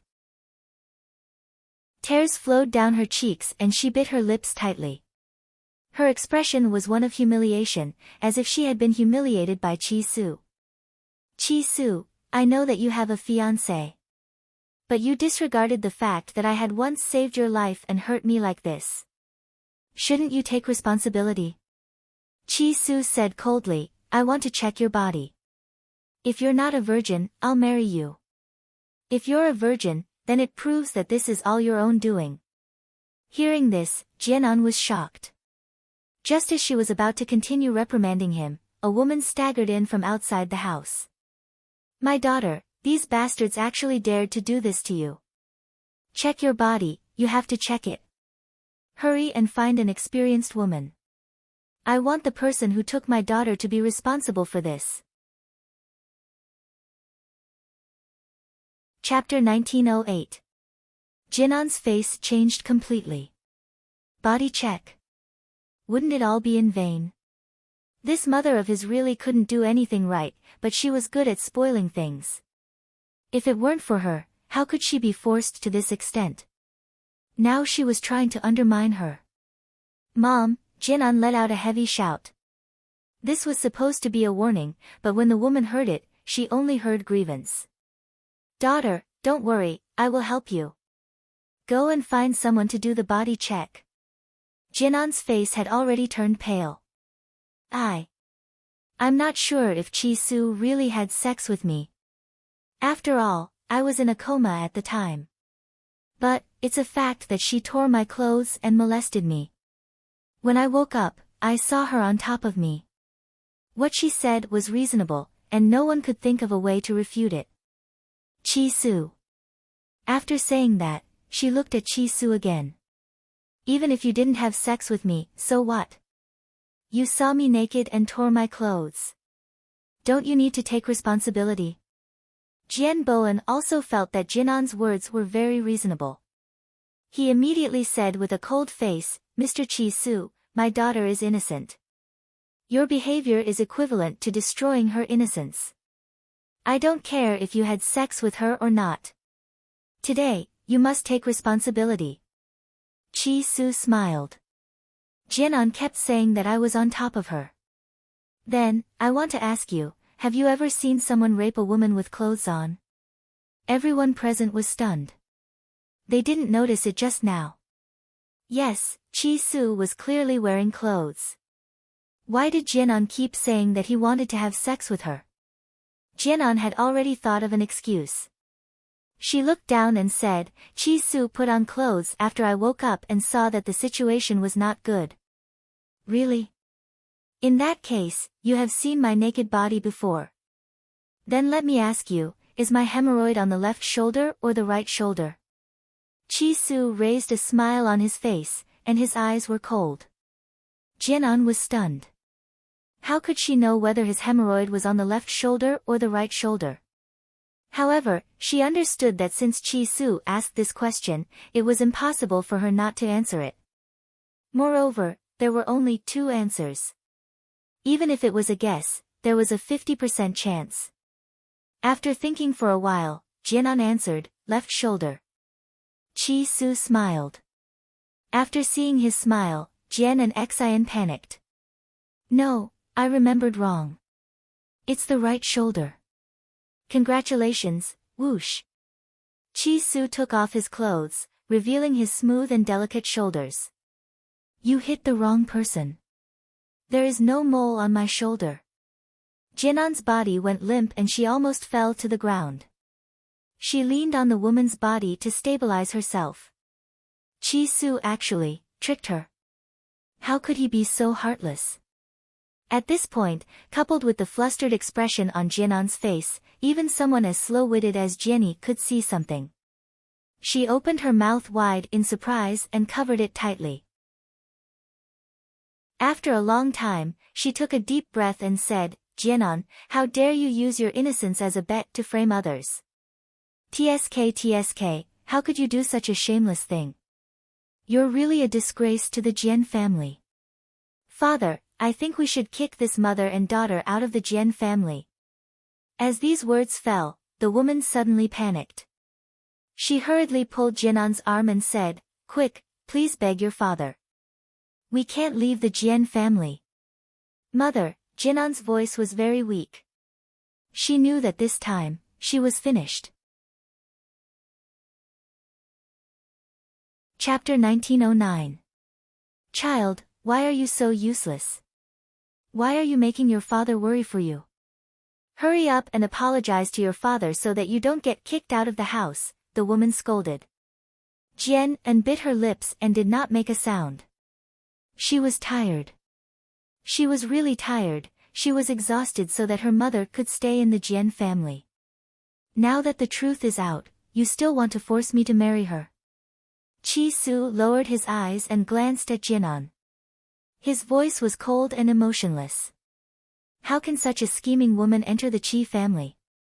The dust had settled. Yun Luofeng straightened his body. Under the cold moonlight, a lazy smile appeared on his face. Chi Su, I'm sleepy. Let's go. Okay. Chi Su did not say another word to the Jian family and walked towards Yun Luofeng. He did not want to stay in this place anymore. Wait. Jian Bowen's eyes flashed and he scolded, Chi Su, who allowed you to leave? If I say that you took advantage of then you must have. I'm telling you, you must marry her today. Otherwise, you will not leave the Jian family. In reality, there was a reason why Jian Bowen dared to treat Chi Su this way. He had sent a servant to Drifting Wind Country and stayed there for a few years. Now, he had returned to Tianqi Country. Therefore, when he found out about Chi Su's identity, he secretly inquired about the Qi family situation from that servant. Therefore, Jian Bowen already knew that Chi Su's powerful master, Yun Yuqing, had disappeared. And the Qi family was under Chi Su's control. In his eyes, the current Chi Su was just a person with a huge amount of wealth, but not much strength. Although he had the royal family of Drifting Wind Country as his backing, didn't the Jian family also have the royal family of Tianqi Country to rely on? If he could make Chi Su marry Jian, then all the wealth of the Qi family would be in his hands. As for Chi Su's fiancée, the fourth princess of Drifting Wind Country, he did not really care. Since she was his fiancée, no one would dare to say anything even if he did not marry her. Furthermore, he did not think that the barbaric princess of Drifting Wind Country could compare to his well-educated daughter. Chi Su stopped in his tracks and sneered, Who do you think you are? How dare you interfere with my marriage? Besides, I've told Jianan before that I have a fiancé in Drifting Wind Nation. Wouldn't it be fine if you don't marry that fiancé? Jian Bowen was very disapproving. He really didn't want to give up such a good son-in-law. A cold glint flashed across Chi Su's eyes. My fiancée is the fourth princess of Drifting Wind Country. Your daughter is merely the daughter of a concubine. What right does she have to be compared to my fiancé? He didn't want to use his status to oppress others, but unfortunately, these people were too unreasonable. He had no choice but to reveal Mu Xuexin's identity. Jianan raised her head in surprise. No wonder he didn't like her. It turned out that his fiancée was a princess. Jian Bowen frowned. My daughter is willing to share a husband with the fourth princess. When the time comes, you can give my daughter the title of Madam Ping. Of course, the spiritual herb mountain range was indispensable as well, at least 2. Otherwise, I'll ruin your reputation. She's willing to marry, but I'm not. Chi Su had already walked to Yun Luofeng's side. He looked at the woman in front of him with an apologetic expression. I'm sorry, Miss Yun. I've disturbed your rest. Yun Luofeng slowly put down her crossed arms. The corners of her lips curled up as she looked at Jian Bowen with a smile. A cold light shone in her pitch-black eyes. Chapter 1910. Do you know how the Qi family of Drifting Wind Country was destroyed? Yun Luofeng curled the corners of his lips and asked in a nonchalant manner. Jian Bowen was stunned. Suddenly, he remembered what the servant had told him. Coincidentally, that servant was near the Qi family of Drifting Wind Country. Even more coincidentally, he was fortunate enough to witness the destruction of the Qi family. It was said that a woman who was as powerful as an enlightened master had appeared and assisted Chi Su in reclaiming the Qi family's position. That woman's medical skills were superb. She had even cured the terminally ill emperor of Drifting Wind Country. Could it be that this woman was the one in front of him? Jian Bowen's expression changed. If she had the power of an enlightened master, then he would not be able to do anything to Chi Su today. Chi Su, let's go. Yun Luofeng looked at Jian Bowen's pale face and knew that his words had frightened him. He did not stay any longer and slowly walked out of the Jian residence. Chi Su. Jianan paled when she saw that Chi Su was about to walk out. She quickly got up and chased after him. Her eyes were filled with despair. Can you really bear to leave me behind? Don't tell me, you've forgotten how I helped you back then. Even if you don't want to marry me, I'm willing to be your concubine. In reality, Jianan had never wanted to be a concubine back then. She was even more unwilling to follow in her mother's footsteps. But now, the man she had fallen in love with was Chi Su. She was willing to give up her dignity and become his concubine. More importantly, only Chi Su could take her away from the Jian residence. Chi Su paused in his steps and turned to look at Jianan. His handsome face was shrouded in coldness. Do you want to leave with me so badly? She did not know why, but when she saw the look in Chi Su's eyes, Jianan felt flustered. Go. And will definitely leave with you. The woman quickly walked up to Jianan and said, even if you become a concubine of the Qi family, you will not be burying your identity. You should leave with him, your father also wants you to marry him. Chi Su had only asked, but the woman thought that Chi Su was asking if Jianan was willing to leave with him. She seemed to have forgotten how Jianan had schemed against Chi Su and how Chi Su had treated her. If that's the case, Chi Su smiled coldly, one of my subordinates has yet to marry, so I'll give her to my subordinate. Don't blame him for being heartless. All of this could only be blamed on Jianan for scheming against him in every possible way. He would never be soft-hearted towards such a woman. Jianan was stunned. Perhaps she did not expect that these words were said by the man she loved. How was he going to give her away like a commodity? Jian Bowen's expression also changed greatly. He glanced at Yun Luofeng, as if thinking about something. After a long time, he gritted his teeth and said, and, go with him. Dad! Jianan screamed, her face full of disbelief. Listen to me and go with him. Chi Su had personally acted as a matchmaker for that subordinate, so he must have been highly regarded. At that time, he would instigate this subordinate to work for the Jian family. And, the woman comforted, your father's words will not be wrong. Even though you're only marrying a subordinate, you're still a legal wife.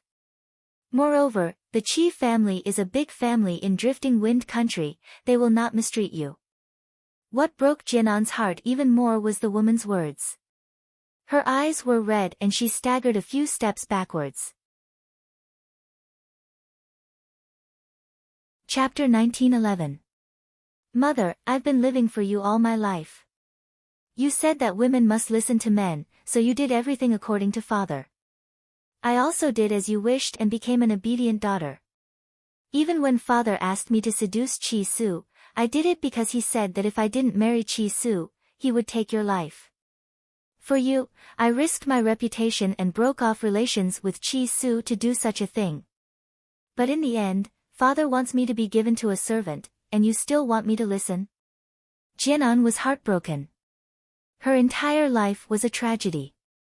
And, The woman paused and a hint of guilt flashed across her eyes. Be obedient, your father won't harm you. Jianan sneered and closed her eyes gently. After a long time, she opened them and turned to look at Chi Su. Okay, Chi Su, I'll go with you. Miss Yun, Chi Su smiled and looked at Yun Luofeng. It seems that our trip to the kingdom of Tianqi this time was not in vain. At least our Qi family's uncle sweeper has a wife. In the future, he will sweep the floors of our Qi family even more diligently. Jianan, who was already filled with despair, immediately widened her eyes and trembled when she heard this. The person Chi Su wanted to give her to was just a sweeper. Jianan has some strength. Yun Luofeng stroked his chin. So, you should first cripple her strength to prevent her from bullying the old man.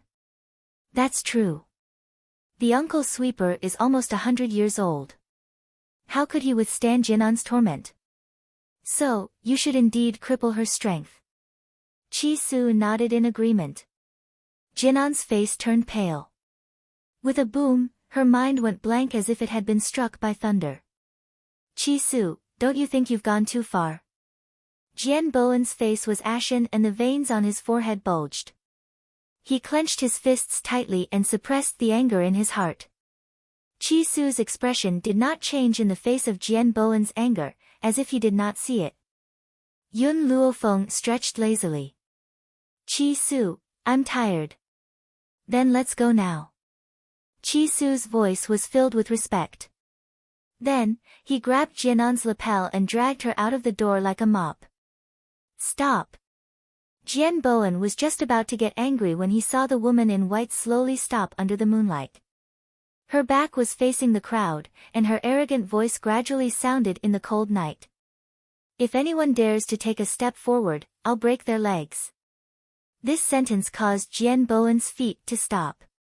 He subconsciously stopped and watched as Yun Luofeng left. However, his heart was filled with regret. He had really suffered a double loss. If he had not wanted to marry Jianan to Chi Su, maybe, he could have found someone to exchange his daughter for a fortune. Patriarch, are you all right? The woman stood weakly at the side. She wasn't too sad about her daughter's departure. In her heart, the most important thing was her man. As long as Jian Bowen was safe and sound, she would be satisfied. Look at what kind of good daughter you've raised. Jian Bowen slapped the woman's face and left with a flick of his sleeve. The woman stood behind him. Her eyes were full of guilt. It was all her fault for not teaching her daughter well. That was why the patriarch was so angry, the second prince's residence. The girl leaned on the soft couch with a pale face. Her expression was painful and her eyes were tightly shut. Chapter 19:12. Second brother Chi sat next to her, his eyes filled with remorse. Ruo, I didn't take good care of you. If your sister were to find out, she would blame me. Hearing this, Yu Xianxian slowly opened her tired eyes and a weak smile appeared on her pale face. Brother-in-law, it's not your fault. If it wasn't for my sister's last words, I would have been given to the third prince as a concubine by my father. But your illness, compared to my illness, I'm more afraid of being the third prince's concubine. Brother-in-law, did you know that the third prince is very cruel? I even heard that he tortured one of his concubines to death. As she spoke, the young girl began to sob. How could those people be so cruel? They actually wanted to give me to the third prince. In reality, her sister, who used to be the second prince's concubine, had also been given to the second prince by those so-called relatives. Fortunately, the second prince had fallen in love with her sister at first sight and had gone against everyone's wishes to marry her. He treated her like a treasure. When her sister was still alive, the Lin family had treated her very well. Unfortunately, once her sister had passed away, they wanted to give her away. So, her sister had left those last words because she was worried about her young daughter and wanted to find an excuse to get her out.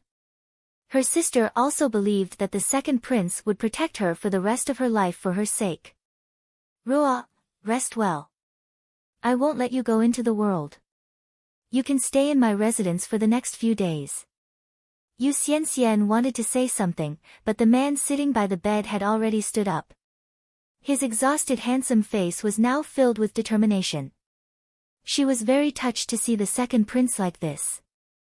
At the same time, she understood that the second prince had only treated her this way because of her sister's last words, but he didn't know that she had fallen in love with him. However, the second prince only had her sister in his heart. She didn't want to marry someone who loved her. So, she had agreed to be Princess Qi Yu's mother in name. Once she found a man who truly loved her, the second prince would let her go. Your Highness. Just then, a guard walked in and said respectfully, someone who calls himself Qi Su is here to see you. Qi Su.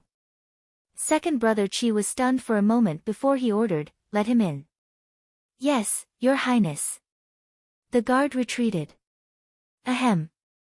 Yu Xianxian coughed and sat up on the bed with difficulty. She smiled weakly and asked, brother-in-law, who is this Qi Su? Qi Su is someone I met in the Drifting Wind Nation. The spirit-gathering elixir and the puppets I have were all obtained from him. I see. If that's the case, then Qi Su is really powerful. Of course, second brother Qi laughed. If it wasn't for the fact that Qi Su already has a fiancé, I really wanted to be your matchmaker. What a pity, Yu Xianxian smiled and didn't say anything.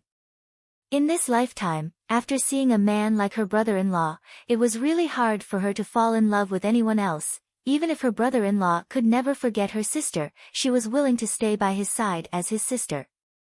That was enough. At this moment, under the guidance of the guards, a man and a woman walked towards them. The youth was incomparably handsome, and his every movement was filled with nobility. As for the woman next to him, the moment Yu Xianxian saw her, her eyes flashed with amazement. No one would not be tempted by such a beautiful woman. Chapter 1913. But, she didn't know why, but this woman's face gave her a sense of familiarity. She seemed to have seen her somewhere before. Yu Xianxian frowned and fell into deep thought. Greetings, Your Highness. Qi Su cupped his fists and said loudly. Yun Luofeng stood with her hands behind her back. Her hair flowed like a waterfall in the wind. Her dark eyes were deep, and her figure was proud and aloof. Young Master Qi, you've come from afar, but I'm not in the mood to welcome you. Please don't blame me. Second brother Qi smiled. When he lowered his head, he saw Yu Xianxian's thoughtful face. Ruo, what are you thinking about? Yu Xianxian tilted her head. I think this sister looks familiar. I think I've seen her somewhere before. Her unintentional words made Yun Luofeng's eyes narrow. His deep gaze landed on Yu Xianxian's face. familiar? Could it be Yun Yueching? Chi Su thought of this too and immediately became excited. Miss, have you seen my master before? Second brother Chi knew Chi Su a little and had heard of Yun Yueching's name. When he heard this, he looked at Yu Xianxian in shock. Ah, I remember now. Yu Xianxian called out excitedly. It's Benefactor. She looks very much like Benefactor. Benefactor? Do you know what your benefactor's name is? Chi Su's breathing quickened as he asked nervously. A year ago, when my sister was still alive, my sister and I were being chased. It was our benefactor who descended from the sky and saved us. She said that she was friends with my mother, so she saved us. Half a year ago, I also saw her at my sister's funeral. She only took a quick glance at us and left. Their mother passed away early. They didn't know that their mother had such a friend. However, they didn't suspect their benefactor at all. You and your sister were being hunted? Second brother Chi's breathing quickened. He instinctively grabbed Yu Xianxian's hand and asked. Brother-in-law, you're hurting me. Yu Xianxian frowned. A helpless expression appeared on her weak face. My sister didn't let me say it. Chi Lauer's face flashed with embarrassment. He let go of his hand and said, Sorry, I didn't mean to. At this moment, Chi Su was overwhelmed with emotions. He could not help but cry, Master, it's Master. She's still alive. I knew it. Master must be alive. But, why is Master still alive but not coming to see me? Chi Su really could not understand this problem, so he simply stopped thinking about it. Nothing was more important than the fact that his master was still alive. Yun Luofeng's eyes flashed. If Yun Yueching was still alive, would she be Bai Ling? According to what Chi Su had said, Yun Yueching had lost her memory. If she was really Bai Ling and had recalled everything, she would be in agony when she found out that Yun Yang was dead. After all, to her, if Yun Shao was no longer around, then her life would become meaningless. Big sister, who are you to benefactor? Yu Xianxian looked at Yun Luofeng, her big bright eyes shining with naivety. Although her complexion was very weak, it could not conceal her once lively aura. Yun Luofeng thought for a moment. She could be my mother. Really? Yu Xianxian's eyes brightened and she smiled. Big sister, if you meet benefactor in the future, thank him on my behalf. I'm afraid I won't be able to speak to him personally. Xianxian, don't say such silly things. You'll be fine. Second brother Chi frowned and chided her. Chapter 1914. He couldn't hide the deep worry in his eyes. Brother-in-law, I know my body. I can't make it. Furthermore, my sister is my only family member. Wouldn't it be better to reunite with her and her sister when I reach the underworld? Yu Xianxian lowered her eyes and smiled softly. She wasn't lying. She was speaking from the bottom of her heart. The only thing she couldn't let go of was this brother-in-law and her young niece. Just as second brother Chi's heart was filled with worry, a heavenly voice fell into his ears, causing his body to suddenly stiffen. I can save her. I can save her. These 4 simple words made second brother Chi's heart beat faster.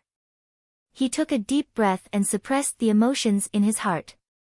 He raised his head and looked at Yun Luofeng. What are your conditions?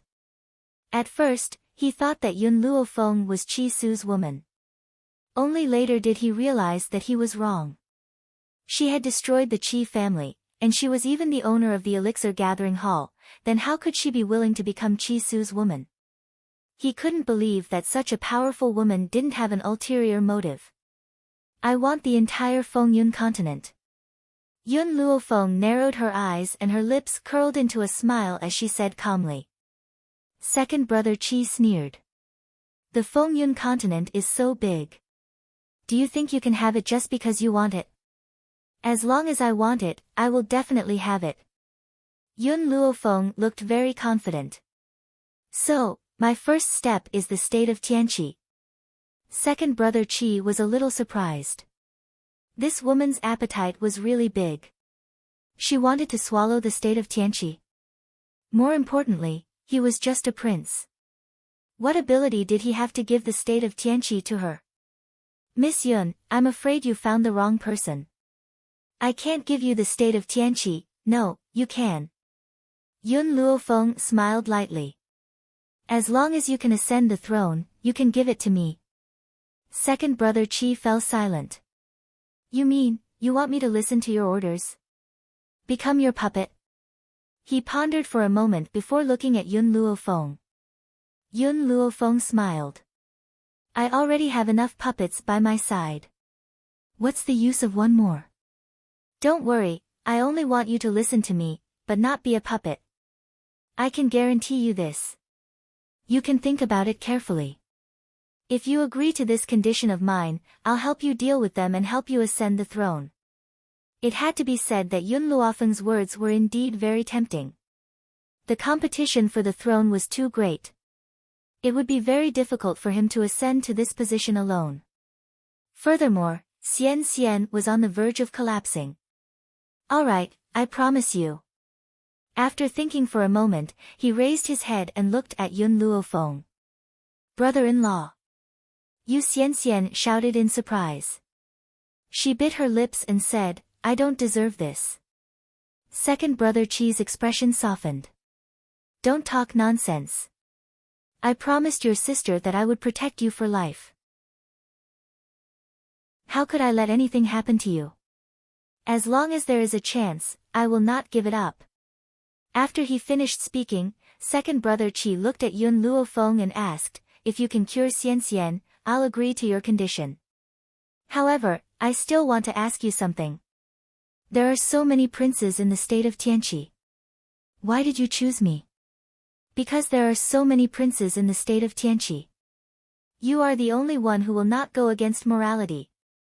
Before coming to the state of Tianqi, Yun Luofeng had asked Qi Su to investigate these princes. This was also the reason why he chose second brother Qi. Chapter 1915.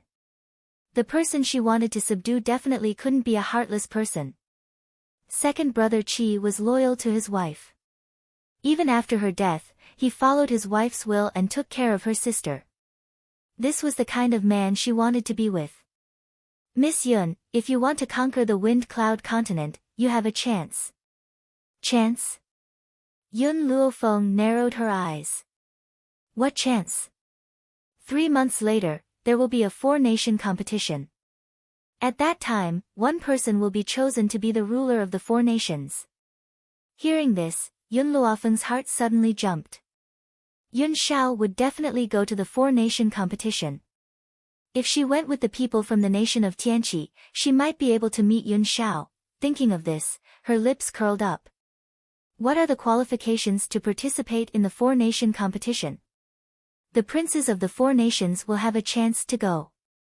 You just need to follow me then. Alright, inform me then. I will come immediately. Yun Luofeng stroked her chin. She had a premonition that she would definitely meet Yun Shao in the 4-nation competition. Miss Yun, I want to go too. Qi Su became excited. Master will definitely be interested in this kind of place. If she is alive, she will definitely go to the 4-nation competition. At the thought of being able to see his master, he became excited. Second brother Qi smiled. Miss Yun, when will you treat Xianxian? Yun Luofeng was silent for a while. Tomorrow. Before the treatment, we still need to make some preparations. Alright, if you need any spiritual medicine, just tell me. I will definitely go and get it. As long as he could treat Yu Xianxian, he was willing to go bankrupt. Yun Luofeng did not stand on ceremony. After all, she would not use her own spiritual medicine to treat others. Therefore, she wrote down a lot of things and handed them to Qi Lao, asking him to prepare them. Second brother Qi left. Yun Luofeng and Qi Su also left. Only Yu Xianxian was left in the room. Yu Xianxian knew from the start that the second prince did this for her because of her sister. However, she did not feel sad because of this. Instead, she felt glad. If brother-in-law was not such a sentimental person, why would she be attracted to him?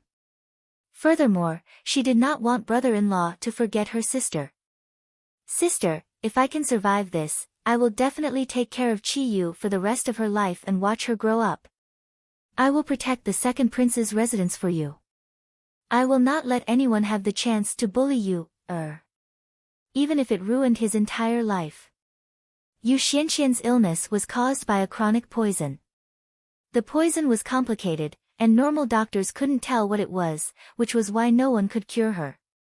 If he wanted to detoxify the poison, it would take a few days. When the second prince heard that Yu Xianxian was poisoned, he was furious and ordered his men to investigate the matter. However, she didn't tell Yu Xianxian about it. She did it behind her back. Fortunately, with Yun Luofeng's treatment, Yu Xianxian's poison was under control, and her body was no longer as weak as before. During this period of time, the Jian family did not find trouble with Yun Luofeng. As for Jianan, no matter how much she resisted, she was still crippled and sent back to the Qi family. Regarding this, Jian Bowen was shocked by Yun Luofeng's strength. He did not even dare to say a word. He only hoped that he would not be implicated. After all, he was only a god. Yun Luofeng could even defeat a god. Killing him would be as easy as waving his hand. Chapter 1916. Second Prince's residence. Yu Xianxian leaned back on the bed. Her delicate face was filled with a smile. Compared to before, her complexion was much better. Today is the last acupuncture. This time, I will expel all the remaining poison from your body. Yun Luofeng put away the needles and glanced indifferently at the young girl on the bed as he spoke slowly. Yu Xianxian smiled faintly. I really have to thank you this time. If not for you, my body would not have lasted more than a few months. There is no need to thank me. This is my deal with the second prince. Yun Luofeng had cured her and helped the second prince ascend to the throne. As for him, she had made use of him. Xianxian, you are finally fine. Second brother Qi relaxed. This way, I can be worthy of your dead sister. Yu Xianxian's eyes dimmed. However, when she saw second brother Qi's joyful expression, her lips curled up slightly. Brother-in-law, I promised my sister that I would look for Yuer for the rest of her life. Now, I will fulfill my promise and take care of her. Second brother Qi's eyes were filled with excitement. Then, he turned his head to look at Yun Luofeng. Miss Yun, I know that you saved Xianxian because you wanted me to join your faction. However, I still have to thank you. If not for you, at this point, this man, who was already in his 30s, could no longer speak. His voice was choked with emotion. For this favor, he was even willing to become Yun Luofeng's subordinate. Qi Ling, I will get the spirit-gathering medicinal hall to provide you with sufficient spirit-gathering medicinal liquid. Furthermore, I will let you choose the puppets. Are you confident of obtaining first place in the four-nation youth competition? Yun Luofeng raised his eyebrows. His domineering tone was exceptionally clear in the quiet room. Qi Ling's heart skipped a beat. If Yun Luofeng provided him with an unlimited amount of spirit-gathering medicinal liquid, it would not be difficult for him to obtain victory in the four-nation youth competition. Give me time. As long as I have enough time, I can train an invincible team. Good. Yun Luofeng raised his eyebrows.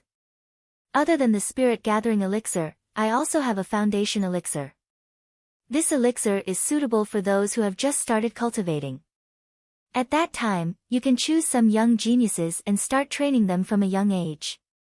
These geniuses will become the overlords of the Wind and Cloud continent in the future. Back in the Roaring Dragon continent, under the surveillance of the royal family, Yun Luofeng had recruited a group of people who were considered to be trash.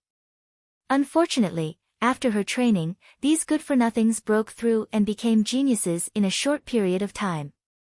In their transformation, the foundation building liquid was an indispensable existence.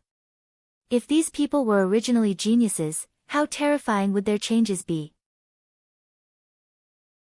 Hence, Yun Luofeng was not boasting. One day, those geniuses would become the overlords of the wind and cloud continent. Qi Ling's heart skipped a beat, and his eyes lit up. Hearing Yun Luofeng's words, he knew that the effects of the foundation establishment medicinal liquid were even more formidable. Miss Yun, leave the task of recruiting geniuses to me. As for naming the legions that these geniuses belong to, I'll leave that to you. Yun Luofeng was silent for a moment. She looked up at the sky and her lips curled into a faint smile. Let's call it the Wind-Piercing Army. Wind-Piercing Legion. Qi Ling felt that this name was very strange. However, he did not ask about it. Instead, he laughed and said, "Good. In the future, that team will be called Wind-Piercing Legion." Elder sister, Yu Xianxian sat up on the bed with an innocent smile on her face. There is still some time before the four-nation youth competition. Now that my body has recovered, how about I take care of elder sister during this period of time? Chapter 1917. Yun Luofeng glanced at Yu Xianxian. Perhaps she wanted to get more information about Yun Yuqing from the girl, so she nodded. Okay. Yu Xianxian smiled. Her smile was innocent, and her big, bright eyes were filled with joy. Sister. Yu Xianxian slowly got off the bed and walked to Yun Luofeng's side. She hooked her arm around Yun Luofeng's elbow and said with a smile, "I know a restaurant that serves pretty good food. This time, I'll be the host, and I'll take you to have a taste." Xianxian, your body. Qi Ling looked at Yu Xianxian worriedly. Ever since her body had gradually recovered, Yu Xianxian was no longer the sickly beauty that she used to be. Her smile was very bright and charming, and she looked very charming. Brother-in-law, I've been lying down for so many days. I should go out and breathe some fresh air. Don't worry. Seeing this, Qi Ling didn't say anything else. He sighed. Then be careful. Yun Luofeng glanced at Qi Ling and saw the worry between his brows. He calmly raised the corners of his lips. She's right. She needs to go out for a walk and breathe some fresh air. Besides, with a doctor like me around, do you still need to worry about her safety? Qi Ling paused and smiled. Then I'll have to trouble Miss Yun. Xianxian, listen to Miss Yun outside. Don't cause trouble for her, okay? Yu Xianxian playfully stuck out her tongue. Brother-in-law, am I someone who only knows how to cause trouble? Don't worry. If I meet the third prince's group, I'll definitely take a detour. Qi Ling shook his head helplessly. He didn't stop Yu Xianxian from leaving. After they left, Qi Ling's expression darkened. What? Still can't find anything? In the silent room, a black figure slowly descended and said respectfully, "Your Highness, this subordinate has already searched the entire backyard of the prince's residence. I haven't found anyone who committed the crime. Could it be that the people who murdered my wife and sister aren't the women in the backyard?" The second prince narrowed his eyes. Then expand the scope for this prince. Search the entire country of Tianqi. If I find out who is so daring, I won't let him off. Bang! Qi Ling's fist landed heavily on the wall. His face was ugly and his eyes were filled with anger. Who dared to poison his people in the prince's mansion? If he found out who did it, he would definitely not let them off lightly. On the bustling street, outside a splendid restaurant, a crowd was chattering and chattering. That group of people surrounded a young man dressed in rags. The young man's back was facing Yun Luofeng, so Yun Luofeng could not see his face clearly. However, his slender figure seemed extremely frail as he stood amidst the violent storm. "Stinky beggar, what gall you have, to actually dare come to our heaven prayer tower to steal things. Break this stinking beggar's legs and make him beg for death." Who doesn't know that this heavenly prayer tower is the property of the third prince? How dare they steal from the third prince's territory? Are they seeking death? When Yun Luofeng heard these people's words, she was not affected in the slightest. After all, there were many pitiful people in this world, and not everyone was worthy of her help. But, just as Yun Luofeng walked past, she seemed to subconsciously glance at the young man. In that instant, her brows sank and her pupils constricted.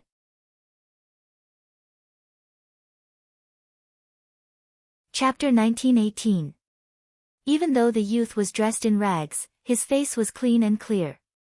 His tightly clenched fists trembled slightly as if he was enduring extreme pain. Perhaps noticing the surprised gaze from the side, the youth also turned to look over. When he saw the picturesque woman in white, the youth's eyes contained countless emotions. Grief, indignation, and a very heavy resentment. Yun Luofeng never thought that she would meet Mo Qianqing at this kind of time and place. She also never thought that the once insufferably arrogant youth would also be reduced to such a state. However, Yun Luofeng suddenly thought of Yun Zhao's words. If Mo Qianqing's life was in danger, the seal he placed on himself would be broken. At that time, this fellow would definitely return to cause trouble for them. So in this short moment, Yun Luofeng had already made a decision in his heart, elder sister. When Yu Xianxian turned around, she found that Yun Luofeng had already stopped in her tracks. Before she could ask her question, she saw the woman gradually walking towards the little beggar. What did he steal from you? Just as everyone surrounded the little beggar, an evil voice suddenly came from the side, causing everyone to involuntarily turn their heads to look. And this voice, to Mo Qianqing, was like the sound of nature. His eyes instantly became wet. Zhu Qian, I knew that you wouldn't ignore me. I'll say it one more time, I am not Zhu Qian. Yun Luofeng fiercely threatened, if you say the wrong name again, I'll leave you alone. Mo Qianqing instantly fell silent. He no longer wanted to live this kind of life of being bullied by others without any strength. Following Yun Luofeng's side now was undoubtedly the best choice. Yun Luofeng's gaze turned to the crowd and he asked again, what exactly did he steal from you? The leader of the group was a shopkeeper. He smiled coldly and said, not only did he come to our heavenly prayer tower to eat and drink for free without paying, but he also stole our elixirs. Nonsense. Mo Qianqing was furious. I did not eat and drink for free, I paid the bill. That spirit medicine was the money I gave you for the wine and food, yet you insist that I stole it. TSK, a beggar like you can have spirit medicine? What a great joke. Let me tell you, this spirit medicine of yours was stolen. Hurry up and hand over all the other spiritual medicines on you. Otherwise, don't blame me for being impolite. Mo Qianqing clenched his fists tightly, his face flushed red. If it was in the past, how could he have been bullied by such a person? It was all Yun Zhao's fault. If he hadn't lied to him, he wouldn't have sealed his own strength, and he wouldn't have fallen to such a state. When he thought of everything that had happened in the past, Mo Qianqing gnashed his teeth with hatred, and his bellyful of resentment exploded forth. Hearing this, Yun Luofeng finally understood what had happened. As it turned out, this heavenly prayer tower was blatantly robbing them. She narrowed her eyes and swept her gaze across the group of people in front of her with a smile that did not reach her eyes. You say that he had stolen the spiritual medicine. Do you have any proof? This. The owner of the restaurant was obviously stunned for a moment, then said in a domineering manner, as a beggar, if he didn't steal it, then where did he get these elixirs from? Those elixirs were naturally given to him by me. The corners of Yun Luofeng's lips curled. Mo Qianqing, it seems that those elixirs are not safe with you. You should return them to me. Mo Qianqing was stunned. Since when did she give away his spiritual medicine? However, Mo Qianqing still obediently took out all the spiritual medicine and placed it in front of Yun Luofeng. For you, all my spiritual medicine is here.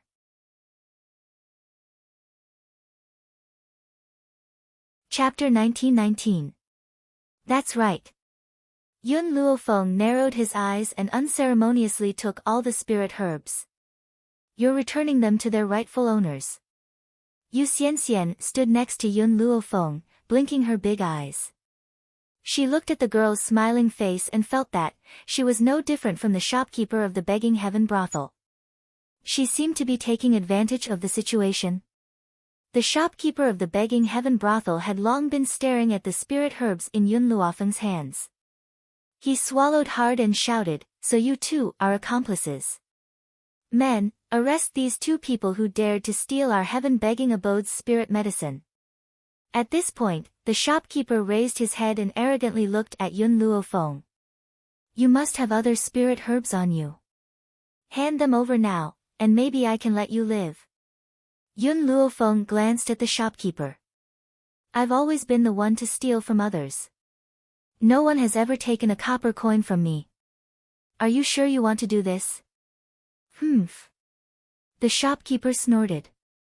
His master was the third prince of the state of Tianqi. She was just a commoner girl. He could kill as many of such women as he wanted. However, on account of this woman's stunning beauty, he could give her to the third prince as a gift. "How dare you!" Yu Xianxian panicked when she saw that these people wanted to attack Yun Luofeng. She shouted and glared at the shopkeeper angrily. The shopkeeper only noticed Yu Xianxian's existence now and was stunned. Yu Xianxian was not only a daughter of the Lin family, but she also had the support of the second prince's residence. It was not good to offend her. Now that he was standing up for these two women, could it be that this woman knew her? "Oh, Yu Xianxian, I thought you were dead. Why, have you recovered?" At this moment, a strange voice came from the side. This voice gave off a very uncomfortable feeling when it reached the ears of those who heard it. Yun Luofeng frowned and turned her head to look. In an instant, a feminine face fell into her eyes. The man in front of her was dressed in brocade clothes, but it could not hide his body that had been hollowed out by wine and women. His cheeks were deeply sunken and pale. "Sister, he is the third prince." Yu Xianxian's heart tightened, and she explained in a low voice. She had promised her brother-in-law that she would take a detour when she saw the third prince. She did not expect to bump into him so coincidentally. Although the Heaven Prayer restaurant was owned by the third prince was often reluctant to leave the street of fireworks and rarely visited the restaurant. "Yu Xianxian, you dare to come out instead of hiding at my second brother's place?"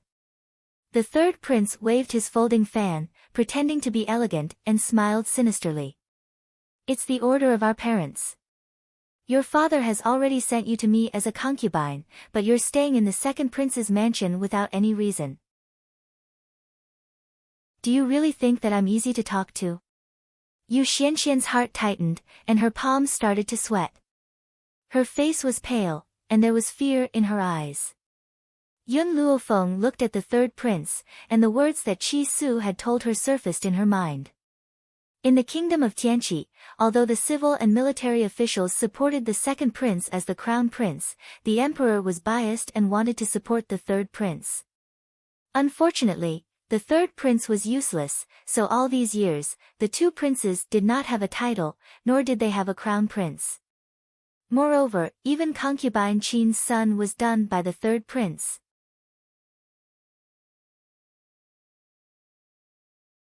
Chapter 1920. Because if he could seize the opportunity to take over the drifting wind country, the officials would have nothing to say and he would naturally become the crown prince. Unfortunately, concubine Qin was unable to accomplish anything and he became even more wary of Mu Zhintian's love for Mu Xuexin. He had lost this battle miserably. Of course, how could a person who was obsessed with women like the third prince come up with a real solution? The only thing he could use was his usefulness as a man.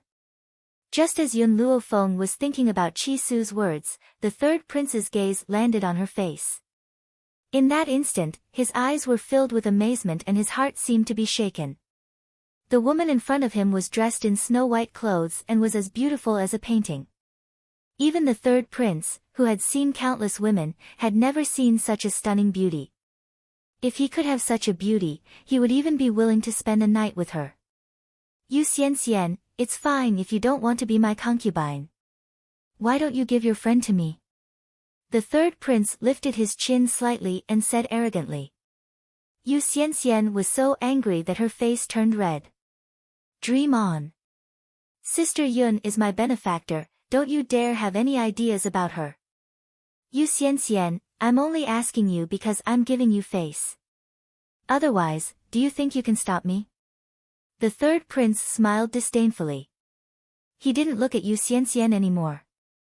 He raised his hand and was about to touch Yun Luofeng's face.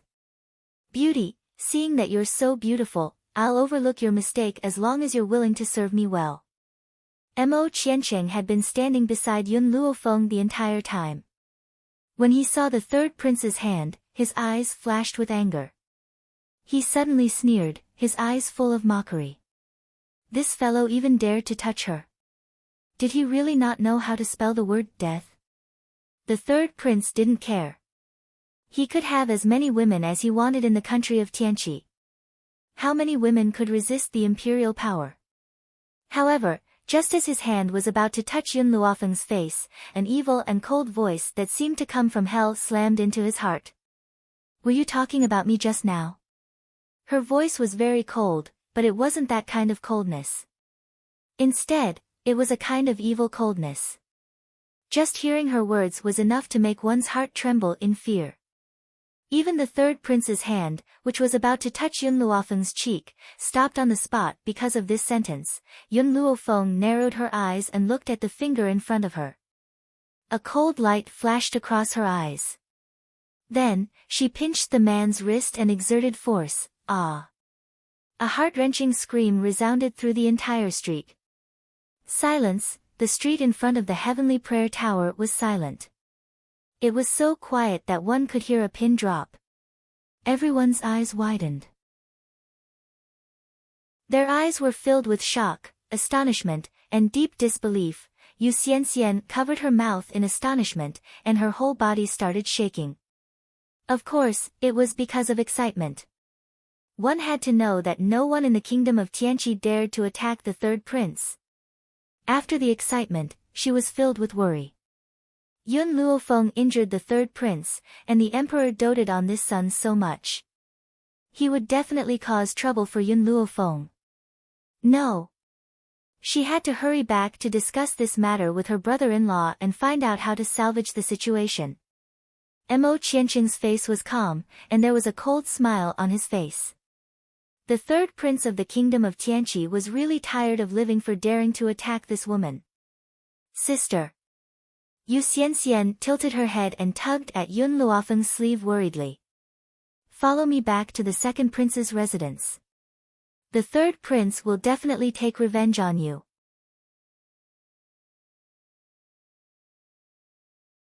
Chapter 1921. Yun Luofeng didn't seem to hear Yu Xianxian. She turned to look at Mo Qiancheng. Why are you here? Mo Qiancheng's face was full of resentment. It's that bastard Ji Jiutian's fault. I listened to you guys and went to find Ji Jiutian. In the end, he happened to open this space. It's fine if he wanted to leave, but when he was about to leave, he pulled me along and dragged me to this place. Mo Qiancheng was indignant. More importantly, I didn't have the chance to ask him. Ever since he came to this mainland, Mo Qiancheng's life hadn't been easy. Plus, his powers were sealed, so he basically fled all the way here. Luckily, he was lucky and found a few spiritual herbs on a spiritual beast's corpse. Who knew that this would lead to all this? Yu Xianxian, go back first. Yun Luofeng glanced at Yu Xianxian and said, I need to go back to the inn. Qi Su is still there. Even though the second prince had invited them to stay in the prince's residence, she still felt that it was inconvenient. Thus, she could only stay in the inn. Yu Xianxian's heart was filled with the third prince's revenge. She didn't force her to stay and nodded. Okay. Sister Yun, wait for me at the inn. Brother-in-law and I will think of a way for you. Then, she gritted her teeth and ran toward the second prince's residence. The only one who could help Sister Yun now was brother-in-law. Why are you still following me? Yun Luofeng asked coldly as he turned around and saw Mo Qianqing following behind him. She helped Mo Qianqing once because she didn't want these people to overreach themselves and let him break the seal. That would bring her trouble. Mo Qianqing paused and bit his lips. Ju. Yun Luofeng, I want to follow you. He was just about to call Yun Luofeng Ju Qian when he remembered what the woman said earlier and quickly stopped. Follow me? Yun Luofeng sneered. Are you sure you want to follow me? Mo Qianqing's eyes turned. You know that this mainland is dangerous. If you leave me alone, I will definitely be hunted down. Then, if I accidentally break the seal, Yun Luofeng narrowed his eyes.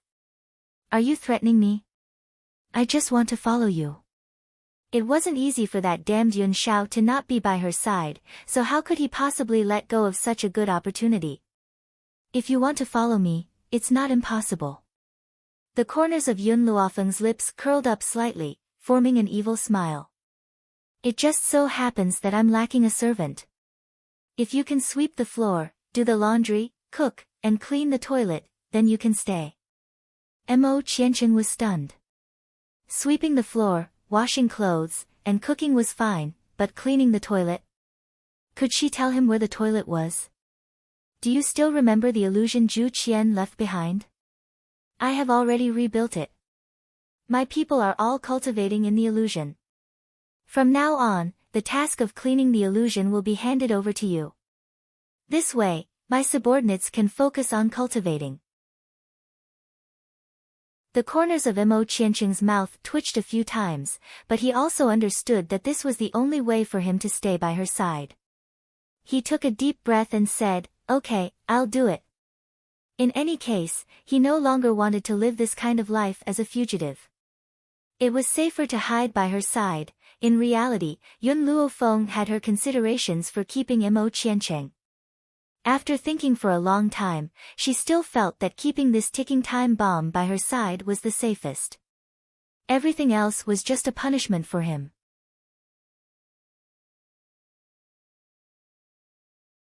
Chapter 1922. At the inn. Yun Luofeng had just walked into Qi Su's room when she saw a subordinate of the Qi family walk out. She turned to look at the subordinate, then looked at Qi Su. Qi Su, how much of the elixir does the elixir gathering hall have left? Qi Su was startled. I think there are more than 1,000 bottles. Okay, the elixir gathering hall will temporarily stop selling the elixir. I want you to wholeheartedly provide the second prince's army with the elixir. Yun Luofeng's voice was very serious, making Qi Su's heart suddenly tense. What happened? Actually, it's nothing much. I just crippled the third prince. Yun Luofeng rubbed his nose and replied in a light and breezy manner. Qi Su's mouth twitched a few times. His heart was suddenly shaken. She crippled the third prince? And she said it was nothing? His master's personality was really similar to his master's. His former master, no matter how strong the enemy he faced, was still calm and indifferent. It was as if he could block the sky with his hands even if it collapsed. Okay, I will now prepare more elixir for the second prince. Qi Su took a deep breath, her expression was rather helpless. Also, Yun Luofeng pointed at the youth behind him, this guy will follow you for now. Just let him sleep on the ground. Only then did Qi Su see the silver-haired youth behind Yun Luofeng. The youth was very handsome and green. Even his ragged clothes could not conceal his entire temperament. He is. Qi Su looked at Yun Luofeng curiously, as if he wanted to ask about this youth's background. Unexpectedly, before he could finish, he was interrupted by the youth's plaintive voice. I don't want to sleep in the same room with a man. Yun Luofeng, I want to sleep with you. Even if he slept outside her door, as long as he was close to her, that would be enough. Yun Luofeng narrowed his eyes dangerously and smiled wickedly. Do you think you have a choice? The youth was immediately silenced. His eyes were full of pity as he stared at Yun Luofeng like a resentful wife. Chi Su could see that there was something fishy about the two of them. In particular, the way the youth looked at Yun Luofeng was like a resentful wife who had been abandoned by an unscrupulous husband. There was no need to mention how pitiful and wronged he was. Then, you won't leave me behind secretly, will you? The youth asked weakly. Who asked him to have no power now? If this was in the past, he would not be afraid of being abandoned. At worst, he would just chase Yun Luofeng wherever he went.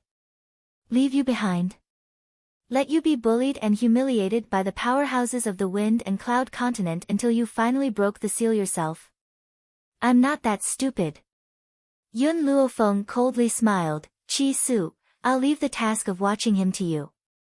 If he dares to make any strange movements, immediately come and tell me. Yun Luofeng walked slowly toward Mo Qiancheng. As he lowered his eyes, the killing intent in them gradually surged. Mo Qiancheng, I know I can't kill you now. However, if you want to touch Yun Shao again, even if I have to risk my life and use everything I have, I will make sure that both of us suffer. She did not believe Mo Qiancheng. He had never believed it. When this youth had appeared, he had wanted to kill her and Ji Jiutian. If she had not impersonated Zhu Qian, she would have already died in his hands.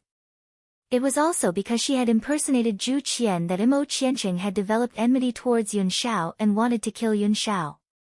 That was why Yun Luofeng had allowed Chi Su to stay close to him. Mo Qiancheng's body trembled.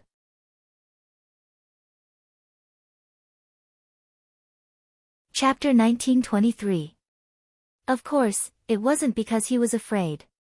It was because Yun Luofeng's words had hurt his heart. Zhu Qian was the person he didn't want to hurt the most in the past. Hence, at the last moment, he regretted it and was trapped in an illusion by Zhu Qian. Even when he first attacked Yun Luofeng and Ji Jiutian, it wasn't because of hatred, but because of resentment. He resented Zhu Qian for so many years, and he resented Zhu Qian even more for not coming to see him for so many years. However, Mo Qiancheng understood that if it wasn't for his initial mistake, Zhu Qian wouldn't have been so cruel to him. Hence, he was willing to use his entire life to make up for it. However, Mo Qiancheng's heart was filled with jealousy when he thought of Yun Luofeng's words. He was jealous of Yun Shao for being able to make her give her heart and treat him so well. At this moment, a commotion came from outside. Yun Luofeng frowned slightly and looked at Mo Qiancheng. He said in a low voice, "You wait here. Chi Su, follow me out to take a look." Chi Su nodded and followed Yun Luofeng out. A group of soldiers rushed in from downstairs of the inn and surrounded the entire inn. The leader of the soldiers was dressed in armor and looked majestic. "We are here to arrest the criminal who injured the third prince. Unrelated people, leave immediately." As soon as he said this, the people who were originally standing in the inn fled in unison. It was also at this moment that the leader of the soldiers saw a woman dressed in white in the corridor of the second floor.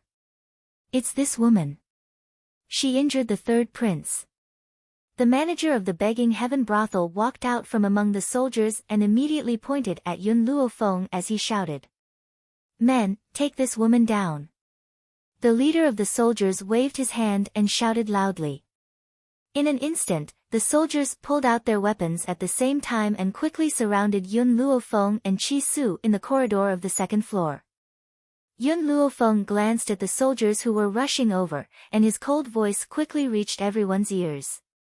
"I was indeed the one who crippled the third prince, because he deserved to be crippled." The leader of the soldiers nearly exploded in anger. He sneered and looked at the woman in the snow-white dress mockingly, his eyes full of mockery. This woman dared to be so arrogant in their kingdom of Tianqi. Did she really not know what courting death was? Seeing the soldiers rush up to the second floor, the people hiding in the private rooms also opened a gap and watched the situation outside. In an instant, Yun Luofeng's body was engulfed in red flames. The flames quickly turned into an 8-tailed fire fox. The fire fox opened its mouth and spat out a mouthful of flames. The soldier at the forefront was instantly annihilated by the flames. In the meantime, countless gold-seeking mice also appeared. They squeaked and bit anyone they saw, their sharp teeth piercing into the skin of the person they saw. TT appeared at the same time, its huge body pressing down on the group of soldiers. With an angry roar, flames shot out like fireballs crashing into their chests. The small tree and the bug did not appear. To them, a battle of this level was not worthy of them taking part. Little Mo had always been lazy. From the time he followed Yun Luofeng until today, he rarely fought on the battlefield. But he still appeared, sitting on the banister of the stairs, watching the play. Not to mention the others, even Chi Su was stunned. He had followed Yun Luofeng for a few months, but this was the first time he had seen these spirit beasts. Moreover, each of these spirit beasts was very powerful. The leader of the soldiers was shocked, and a layer of cold sweat dripped down his forehead. He gritted his teeth and said, "Stupid girl, this is the kingdom of Tianqi. His Majesty will not let you off for hurting the third prince in the kingdom of Tianqi. Let's retreat."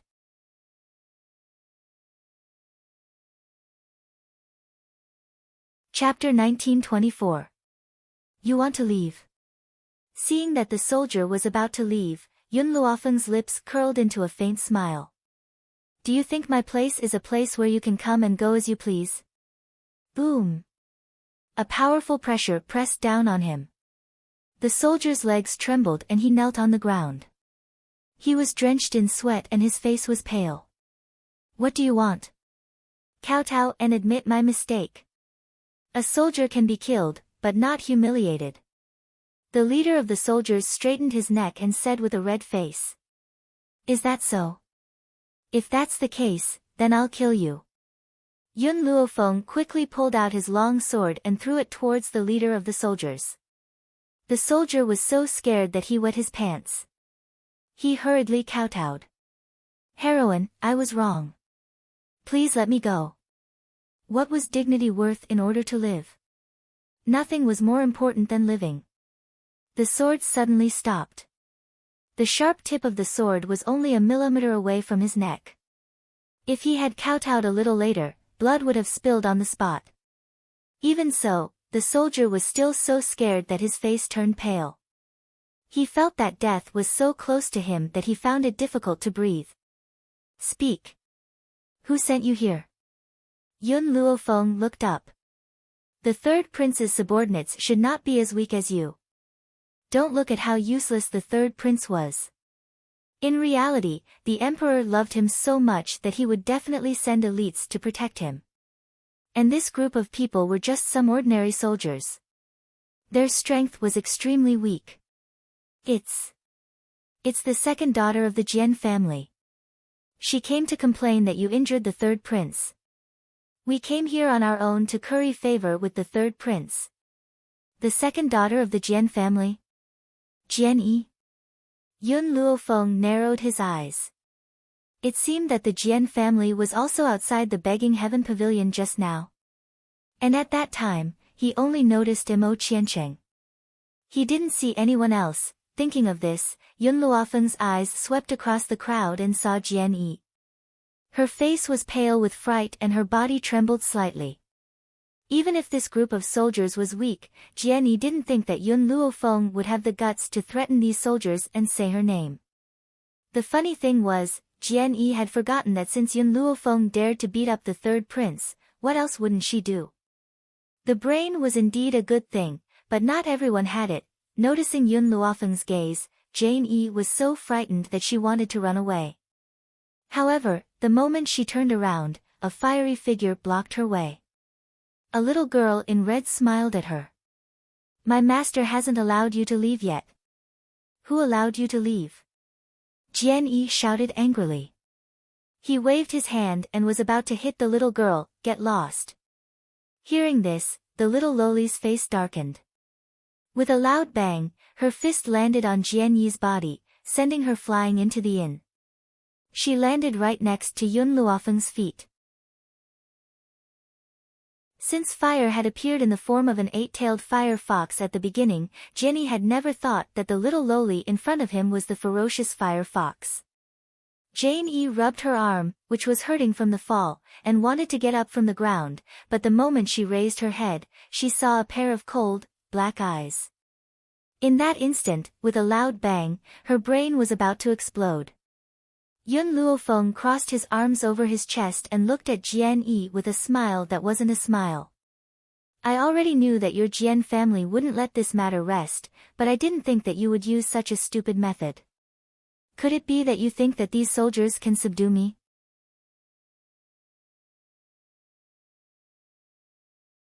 Chapter 1925.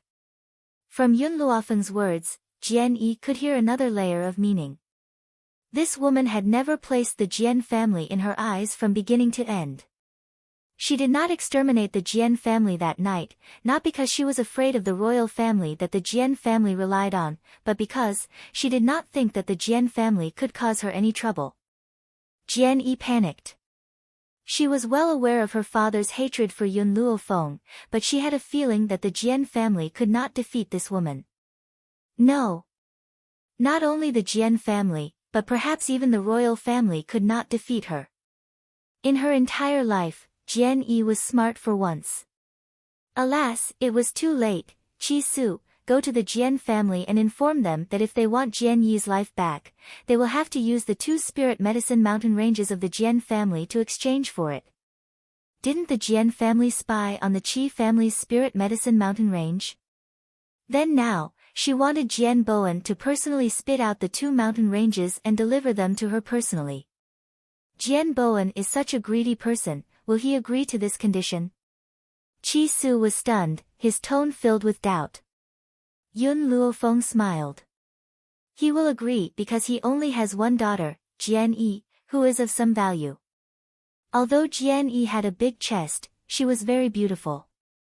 In addition, of the 3 daughters of the Jian family, one was dead and one was crippled. Only Jian was still alive. If Jian Bowen wanted to use this daughter to exchange for greater benefits, then he would definitely be willing to give up 2 spirit medicine mountain ranges. Fire, you and the rats guard Jian don't let her escape. After giving these instructions, Yun Luofeng let Cha return to the divine grimoire space first, then return to his room. At this time, she still did not know that a storm had been stirred up in the court of the state of Tianqi. The throne room.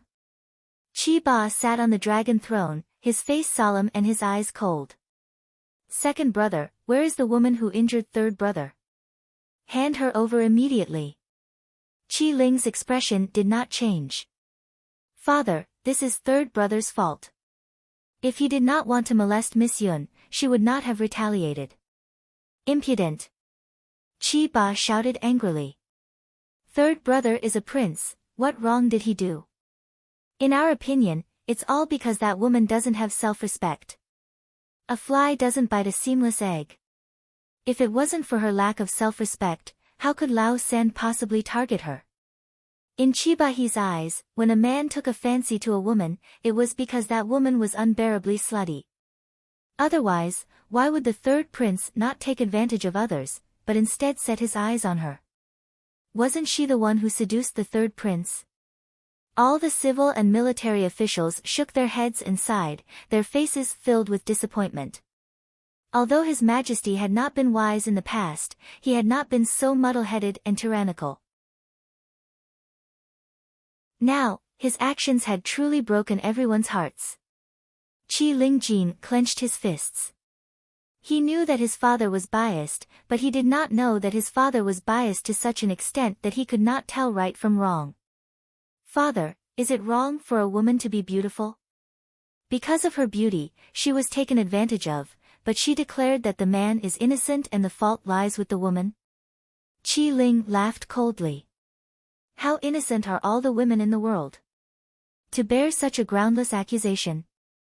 Your Majesty, just as Chiba was about to continue speaking, the beautiful woman at the side sobbed and said, Please, you must seek justice for this concubine's imperial son. This concubine understands my imperial son's personality the best. He is so obedient, so it is impossible for him to commit such a frivolous act.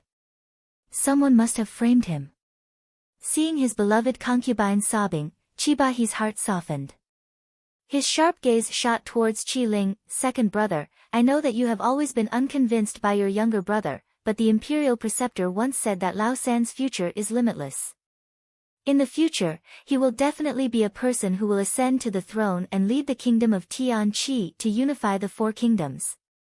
So, as his elder brother, not only did you not help him, but you even conspired with outsiders to harm him. What are your intentions?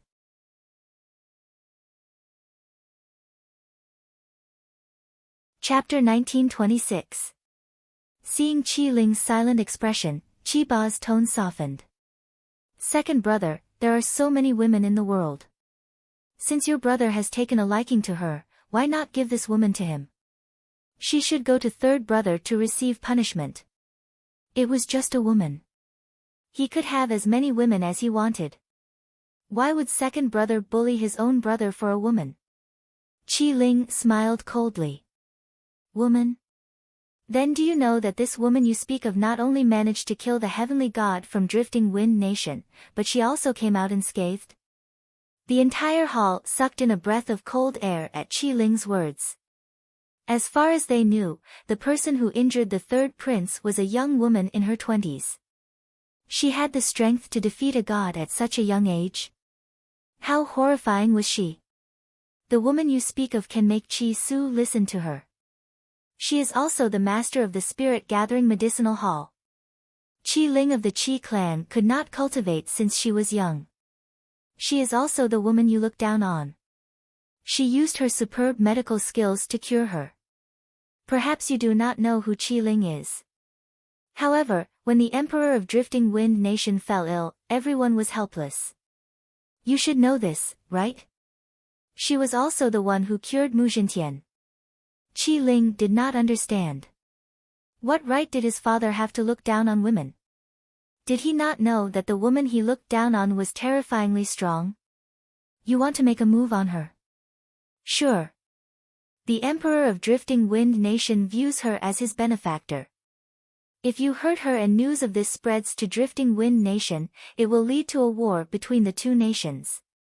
Actually, Qi Ling wanted to say, look at the Emperor of Drifting Wind Nation, then look at yourself. Can you compare to a tenth of the wise Emperor of Drifting Wind Nation? Qi Ba's expression turned extremely unsightly. He had not expected Yun Luofeng to have such a powerful background. Just the thought of a war between two nations made him afraid, Your Majesty. The beautiful woman in palace attire beside him pouted and large teardrops rolled down her cheeks. She looked pitiful. My beloved concubine, don't worry. We will make it up to third brother. This time, Qi Ba did not mention how to deal with Yun Luofeng. Imperial father, this son is here to discuss another matter. Qi Ling raised his head slightly. It is regarding the four-nation youth competition that will take place in a few months. This son would like to bring some people there. Qi Ba's expression changed slightly. In reality, he only wanted the third prince to go to the competition alone. Furthermore, because of what the imperial advisor had said before, he was very confident that the third prince would be able to win. Therefore, when he heard Qi Ling's words, he said perfunctorily, Your third brother is enough. You don't have to waste time. You won't be the champion anyway, father. The competition doesn't stipulate how many people can participate, nor does it stipulate that each country can only send one team. When the time comes, third royal brother and I can sign up separately. It won't cause too much loss. Under normal circumstances, in order to win, each country would send out several teams. If they were unlucky, perhaps two teams from their own country would meet in the competition and choose one. In other words, if they were lucky, with so many teams, there would definitely be one who would succeed, right? Your Majesty, I think that what the second prince said is reasonable. The ministers in the imperial court agreed. In any case, no matter how many teams go, the kingdom of Tianqi will not lose out, right? That's right, Your Majesty. Let the second prince bring his team. No matter who wins, it will be a blessing for the kingdom of Tianqi.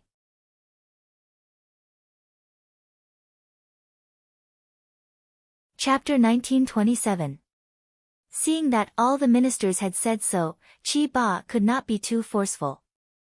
He could only maintain a cold expression on his face. Since that's the case, second brother, we allow you to bring people to participate. I hope you don't disappoint us and don't drag your younger brother down. Drag him down.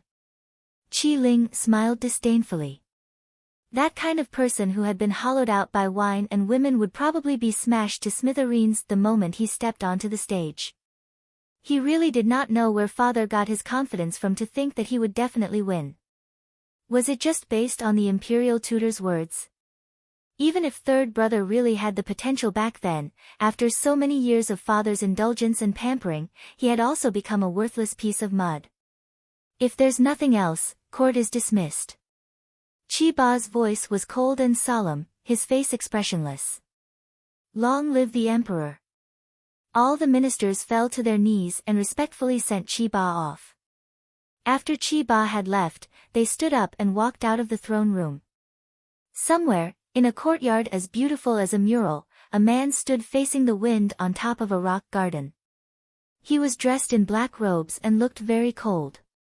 His face, which looked like it had been paralyzed, gradually showed a trace of emotion. This emotion came and went quickly. In just a moment, he had regained his cold expression. Suddenly, the man heard the sound of footsteps behind him. He quickly took out a mask and covered his astonishing face. Master! A man dressed in a yellow dragon robe had stepped forward. His face was full of respect as he greeted him respectfully. The man replied in a low voice. How's the person I asked you to find? Master, I've already asked the imperial family's experts to find him for you. I'm sure we'll have news very soon. The yellow-robed man looked at the man standing in front of him. In a daze, he recalled the scene of this man's first appearance. What kind of god was he? He had descended from the heavens, cold, noble and powerful. Especially when this man's tone was too arrogant. He wanted to subdue his entire country the moment he opened his mouth. This arrogant tone had angered two of the imperial family's experts to the point of fighting him. That battle did not last long. The two imperial family experts were defeated in front of everyone's eyes. As for this man, he was as cold and noble as when he first appeared. Even his hair was not messed up. It was as if the battle just now was as simple as waving his hand. It was also from that day onwards that the high and mighty emperor himself had been reduced to his slave. Thinking of this, the yellow-robed man had the urge to cry, but in front of this man, he did not dare to show any dissatisfaction. You have 3 days. Find her within 3 days, or else, your Purple Moon Kingdom will no longer exist. The man's voice was cold and ruthless, like a heavy hammer. It hit the Purple Moon Kingdom's emperor's heart, making his heart tremble. Yes, master, I'll send more people to help you find them. The Purple Moon Kingdom's emperor resisted the urge to cry. He respectfully cupped his fists, turned around and hurriedly left the courtyard. After he left, the man took off his mask, revealing his handsome face. Wait for me. It won't be long before I return to your side.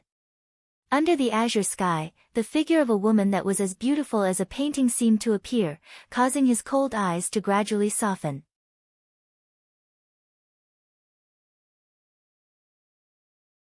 Chapter 1928. The Purple Moon Kingdom. In the imperial palace, the man in the dragon robe flicked his long sleeves and slowly walked towards the cabinet. At this moment, a burst of laughter came from the front, causing his brows to wrinkle tightly. When the palace maids saw the man in the dragon robe coming, they were shocked and hurriedly knelt in a row and said in unison. Greetings, your majesty. Perhaps it was the voice of the palace maids that made the girl who was laughing like a bell stop. She saw the man in the dragon robe walking quickly and playfully stuck out her tongue. Father, why are you here? This girl looks delicate and charming, her eyes are full of spirit, but even so, it can't hide her inherent pride. Feng, The man in the dragon robe frowned coldly. He waved his hand and signaled the other people present to retreat. Then he said in a serious voice. You're messing around with the group of palace maids and eunuchs in these places again. If you have this leisure time, why don't you learn etiquette? Father will give you to the Ghost Emperor. Father. Xiao Yefeng's face completely changed. Daughter, don't marry the Ghost Emperor. He's so ugly, he's not worthy of me at all. The man's face suddenly became cold. What nonsense are you talking about? How did you know that the Ghost Emperor is ugly? Xiao Yefeng snorted, her tone was full of disdain. If he's not ugly, why does he wear a mask? Even so, with the Ghost Emperor's strength, he's more than enough to match you. The man in the dragon robe glanced at Xiao Yefeng. To be honest, the Ghost Emperor recently asked me to find a woman. That woman's relationship with him is not simple. I never thought of letting you be his wife. From the beginning, I wanted to give you to him as a concubine. With a swish, Xiao Yefeng's face turned pale and her body staggered a little. She couldn't believe her father who once loved her so much. Why? Why did father want to give her to him as a concubine? A man who doesn't even dare to see people, why would he want to take her as a concubine? Father, did the Ghost Emperor ask you to come to me? Xiao Yefeng quickly regained her composure. She gritted her teeth and said, go tell him that he can forget about it. I will never marry an ugly man. Looking at Xiao Yefeng's unyielding expression, the dragon-robed man's eyes turned cold. This emperor is telling you, this matter is not up to you. Guards, take the princess away and detain her. Without my order, she is not allowed to take 2 steps out of the room. Hearing this, 2 guards stepped forward, intending to drag Xiao Yefeng away. Xiao Yefeng struggled with all her might, her face flushed with anger. Imperial father, not to mention being a concubine, I won't even be a wife. Go and tell him to give up. The man in the dragon robe didn't seem to hear Xiao Yefeng's words as he coldly watched the 2 guards take her away. From afar, Xiao Yefeng's angry voice could be heard, Ghost Emperor, you bastard who dares to spy on this princess. This princess will never forgive you. An ugly freak like you wants to. Ugh. The man in the dragon robe was obviously frightened by Xiao Yefeng's words. Before she could say anything more excessive, he directly asked the guards to cover her mouth. At this moment, a layer of cold sweat had already appeared on his forehead. Fortunately, the Ghost Emperor doesn't live in the palace. Otherwise, if these words were heard by him, the whole Purple Moon Kingdom would be doomed. Xiao Yefeng has been determined to die. It must be the Ghost Emperor who coveted her beauty, that's why he asked his father to force her.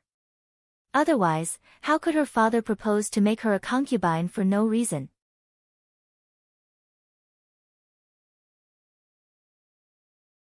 Chapter 1929. Even if the Ghost Emperor is strong, she will never like an ugly monster. Unfortunately, Xiao Yefeng couldn't resist and was directly dragged back to the princess palace by the guards and imprisoned. She was so angry that she swept all the tea bowls on the table to the ground, her chest undulating. The Ghost Emperor is really not a thing. I don't know where he got the courage to peep at this princess. This princess is the most beautiful woman in the Purple Moon Kingdom. How can an ugly monster match me? Princess, the palace maid on the side carefully glanced at Xiao Yefeng. After the Ghost Emperor came to the Purple Moon Kingdom, he asked His Majesty to send someone to find a woman. So, according to this servant, that woman must be the Ghost Emperor's lover. Maybe it's just His Majesty acting on his own initiative to make the princess. Even though Xiao Yefeng is unruly and willful, she will not bully the servants. Therefore, this palace maid dared to say such words in front of Xiao Yefeng. Tsk, Xiao Yefeng sneered, her eyes were full of disdain. Do you think, as an ugly woman, how good can she be? Can she be compared to this princess? When the Ghost Emperor fought with the 2 strong men, this princess was also present. He must have noticed this princess at that time. Qiao Yefeng gritted her teeth in hatred. If he has the ability, he should pursue this princess by normal means. How dare he let imperial father threaten me? The more he does this, the more this princess hates him. The palace maid lowered her head and no longer spoke.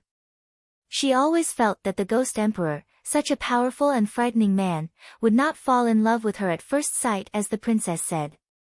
Moreover, such a man will certainly disdain to use power to force a woman. Qiao Yefeng took a deep breath.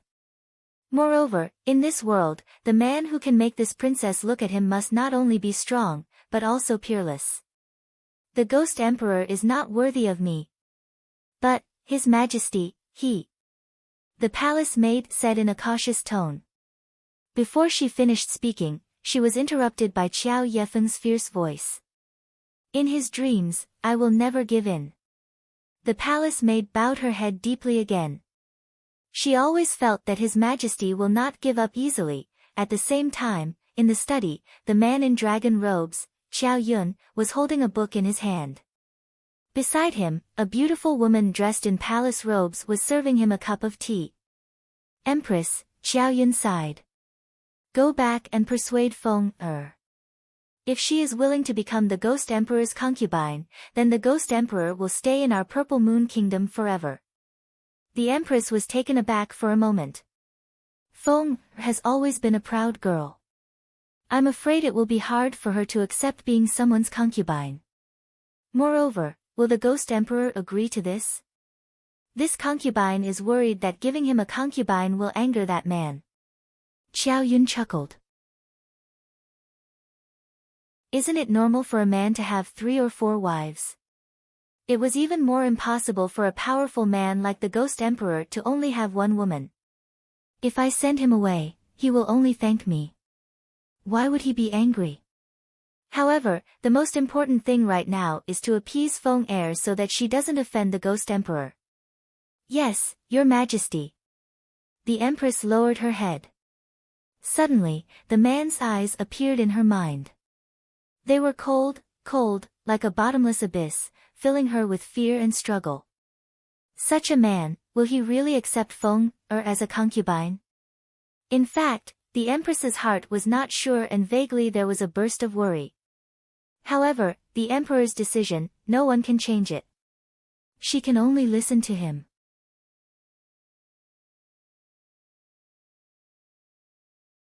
Chapter 1930. State of Tianqi.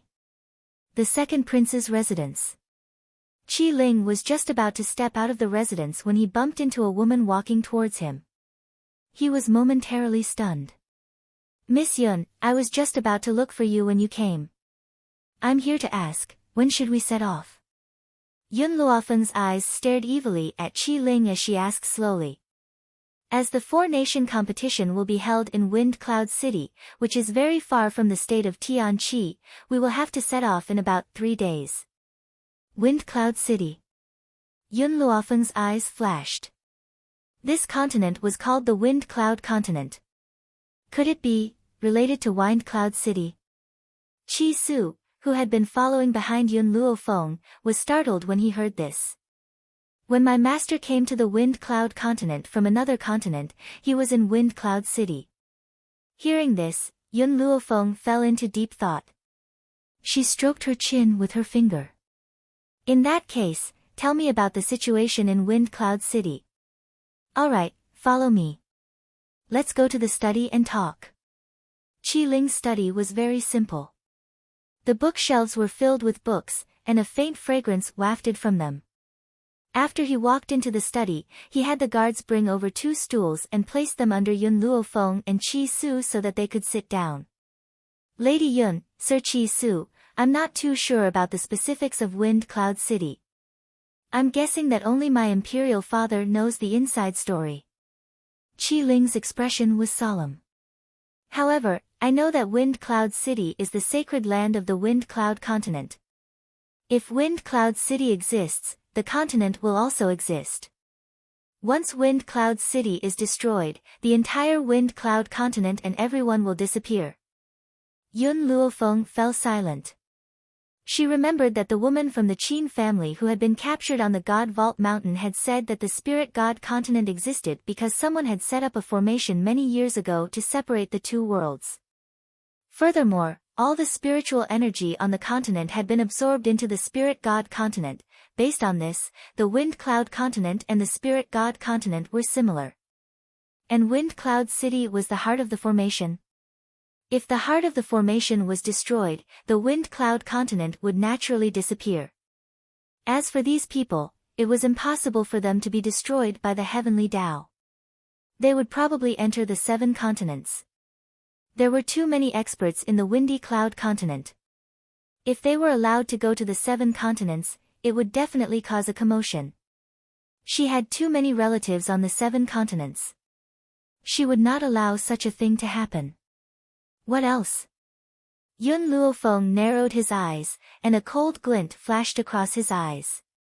Qi Ling muttered to himself for a while, the people of the continent are afraid of accidentally destroying Wind Cloud City. Hence, to everyone, Wind Cloud City is a dead city. Other than during the 4-nation youth competition, no one is allowed to enter Wind Cloud City at any other time. Have you been to Wind Cloud City? Yun Luofeng thought for a moment before continuing to ask. Until now, I have never entered Wind Cloud City, so I don't know what Wind Cloud City looks like. Hearing this, Yun Luofeng did not ask any further. Even if he did, he would not be able to obtain any useful information from Qi Ling, however. Qi Ling paused for a moment before continuing, when you enter Wind Cloud City, there's a place that you absolutely cannot enter. What place? Yun Luofeng's eyes brightened.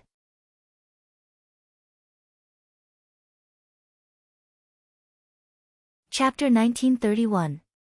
Wind Cloud City's Sacrificial Ground. Qi Ling paused for a moment before continuing, actually, no one has been there before. It is said that the sacrificial ground is surrounded by lightning. Once you enter, you will be attacked by the lightning. Furthermore, this lightning is even more terrifying than the lightning we encountered when we were breaking through. Yun Luofeng's mouth twitched. Even more terrifying than lightning? That was because they had never seen real lightning before. If she did not have the protection of the dragon scale armor and the puppet's ability to absorb lightning, she would have been killed by the lightning. Therefore, Yun Luofeng felt that no matter how terrifying that lightning was, it could not compare to the lightning from that time. How are the preparations going? Yun Luofeng suddenly asked. Qi Ling answered honestly, I have already selected all the elites in my hands. We will not lose this 4-nation youth competition. When he said the last sentence, his voice suddenly became very domineering. He had the demeanor of a ruler. Compared to the 3rd prince, the 2nd prince, Qi Ling, was clearly more capable of leading the nation of Tianqi to the peak. Wait for me at the city gates in 3 days. We will set off together then. After saying this, Yun Luofeng took one last look at Qi Ling before turning to leave. Qi Su followed behind her, and they soon disappeared from the study room. 3 days later. At the city gates, Cici was muttering. Qi Ling was getting ready to set off when he suddenly saw the 3rd prince, Qiyu, leading a group of people over. When their eyes met, sparks flew. Qiyu's eyes were filled with anger and disdain. He looked down at Qi Ling, who was standing in front of him. Why? Has your hand recovered? Qi Ling laughed coldly and asked expressionlessly. When he heard this, Qiyu's expression changed completely. He clenched his left hand tightly, but his right hand dangled weakly by his leg. Second royal brother, even if my hand is crippled, I still have the strength to become the champion of the 4-nation youth competition. As for you. Qiyu's lips curled up in disdain. You are just sent by royal father to make up the numbers. Imperial mother had said that Qi Ling was going to Wind Cloud City because imperial father had sent him to make up the numbers. He could not possibly win. Because, back then, the imperial tutor had said that he would definitely be a person who would unify the 4 kingdoms. Compared to him, who was outstanding, Qi Ling would definitely be even more inferior. Really?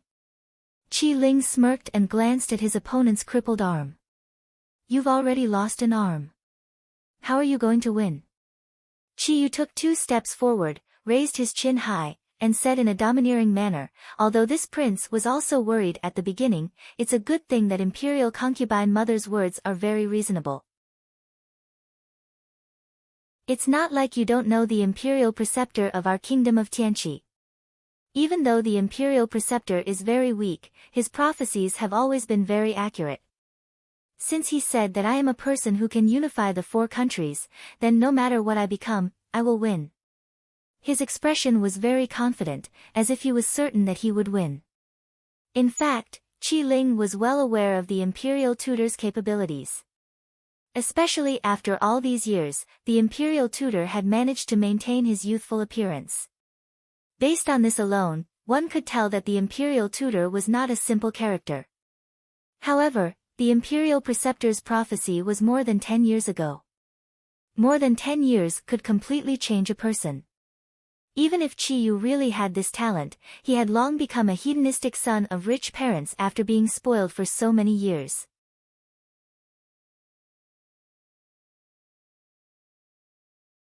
Chapter 1932. How could such a hedonistic son unite the 4 countries?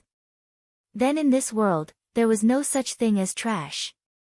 Qi Ling could not be bothered to speak to him anymore because he had already noticed Yun Luofeng and Qi Su walking over. However, behind the 2 of them was a youth. Compared to the relaxed expressions of the 2 people in front, the youth was laden with bags and his handsome face looked very aggrieved. He was sweating profusely and even walking was very strenuous. Anyone who saw him would feel sorry for him. Miss Yun, do you not have a space ring? Qi Ling looked at the youth who was laden with bags, then turned to Yun Luofeng and asked. With Yun Luofeng's strength, he should not have a space ring. Yun Luofeng shrugged. He likes to train his body. I do not have the heart to refute him, so I allowed him to carry these bags. Mo Qianqing's expression became even more aggrieved.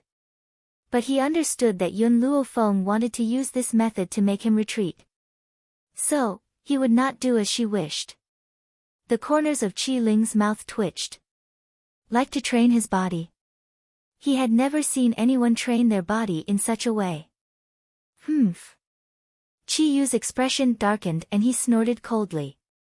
Poor is poor, why find excuses? You don't even have a space ring. How can you be so poor? Yun Luofeng raised her eyebrows slightly, her evil smile gradually falling on Qi Yu's face. What? You don't want your left hand either? This threat caused Qi Yu's expression to change greatly. Perhaps he thought of Yun Luofeng's terrifying nature and quickly stopped speaking. He was afraid that this woman would attack again. Moreover, when she attacked him, Imperial Father actually did not capture her. Even Imperial Mother told him to stay away from this woman. But, he was not satisfied. He was not satisfied with his defeat. Just wait and see.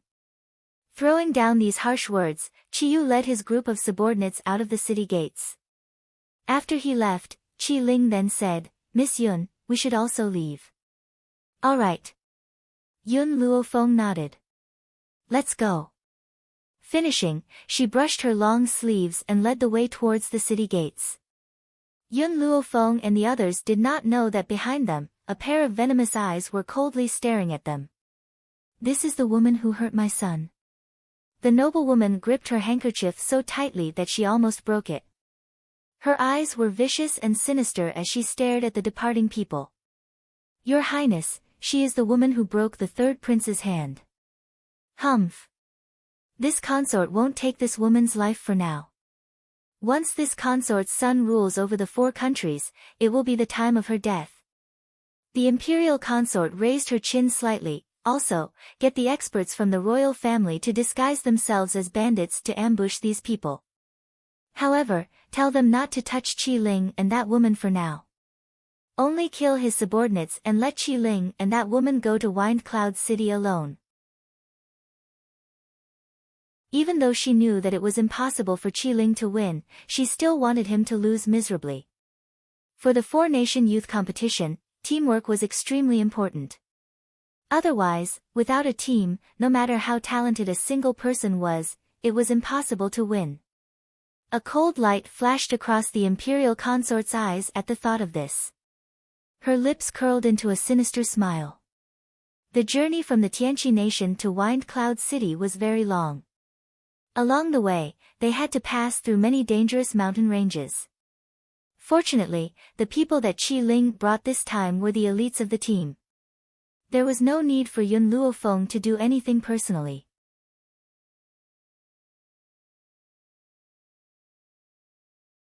Chapter 1933.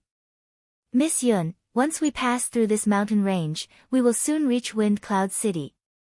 Qi Ling turned to look at the white-robed girl beside him and said. Yun Luofeng nodded slightly. Wait for me here. I will leave and return shortly. Qi Ling and the others were already used to Yun Luofeng disappearing for half a day at every mountain range. Thus, they did not say much and allowed her to leave. Of course, Yun Luofeng's departure was not for anything else, but there were many rare treasures on the Wind Cloud continent. Even the medicinal ingredients were of the highest quality than those on the 7 continents. Especially on such a mountain range, there were many precious medicinal ingredients. Thus, Yun Luofeng would gather all the precious medicinal ingredients on the mountain range every time she went to a place. Looks like it's about time. After Yun Luofeng collected the last medicinal ingredient, she looked at the gradually darkening sky and muttered to herself, those people should have rested enough. I should go back. Thinking of this, she turned around and was about to leave. But at this moment, the sound of a flute traveled over. Her pupils suddenly shrank and she raised her head to look in front of her. It was a young man dressed in white. His black hair was like a splash of ink, spreading out behind him. Countless birds circled above his head, circling incessantly as if they were playing along with his music. A faint maple leaf fell and landed on the young man's shoulder. He was like a person from a painting, giving off an extremely ethereal and unreal feeling. But this young man was not like Chen Yuqing's banished immortal. Although Chen Yuqing looked like a celestial being, she still gave people a feeling that she was a real existence. But the young man playing the jade flute in front of her had really walked out from the misty land. He was not very real. Yun Luofeng's heart was fiercely pounded. She covered her chest with her hand, as if a surge of emotion was gushing out. However, Yun Luofeng clearly knew that this kind of surging emotion did not originate from her own body. Zhu Qian? Zhu Qian had once told her that if she met his reincarnation one day, she would be able to recognize him at a glance. Now, the moment she saw this young man, she had a feeling in her heart, he was Zhu Qian. He was the Zhu Qian that she had been searching for all this time. Suddenly, the youth lifted his foot and left. That snow-white robe disappeared from Yun Luofeng's sight. Zhu Qian. Yun Luofeng called from behind him. Unfortunately, the youth did not turn around. In the blink of an eye, he had already disappeared into the forest. The birds that had been circling the sky also dispersed at this moment. Master, Little Mo's confused voice sounded, is he really Zhu Qian? I remember that the Zhu Qian in the painting was not such a person. Back then, when Yun Luofeng obtained Zhu Qian's inheritance, he also saw a painting. The man in the painting was dressed in red, sitting on a black dragon chair. His left hand was supporting his chin, and his right hand was pointing a middle finger at the sky, implying that even the heavens were not worthy of his attention. How could such a proud and powerful man be that white-robed youth? The two of them had completely different styles. I have a feeling that he is Zhu Qian. Yun Luofeng narrowed his eyes, no wonder I couldn't find him even after searching the 7 continents. So he's in the Wind Cloud continent. This makes things easier. As long as he exists, I'll definitely find him again.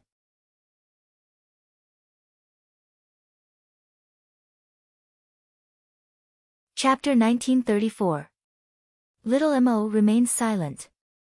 Since Yun Luofeng felt that this young man was Zhu Qian, then it was very likely that he was. Master, it's getting late, little Mo urged. She did not know why, but she felt a faint sense of unease in her heart. It was as if something big was about to happen. Yun Luofeng seemed to have sensed something and hurried towards the direction of the kingdom of Tian Chi's army. As these soldiers had just experienced a battle, they were resting in their original positions. Little Mo took this opportunity to leave the group to pick medicinal herbs.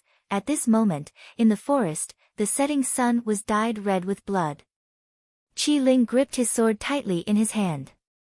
His face was stained with blood, and his gaze was very ferocious. Qi Su protected Mo Qianqing behind him as he faced this group of vicious and evil people with a solemn expression on his handsome face. More than half of the army was dead or injured. The remaining people would not be able to hold on for long. Second Prince, I don't think these people are bandits. Qi Su used his sword to block the attack, his voice cold. Looking at the group of people in front of him whose faces were covered, and even whose aura was concealed, Qi Ling let out a cold laugh. He wiped the blood off his face, and the curve of his lips was somewhat sinister. Are you people sent by Imperial Concubine Lin? Imperial Concubine Lin was the mother of the third prince, Qi Yu.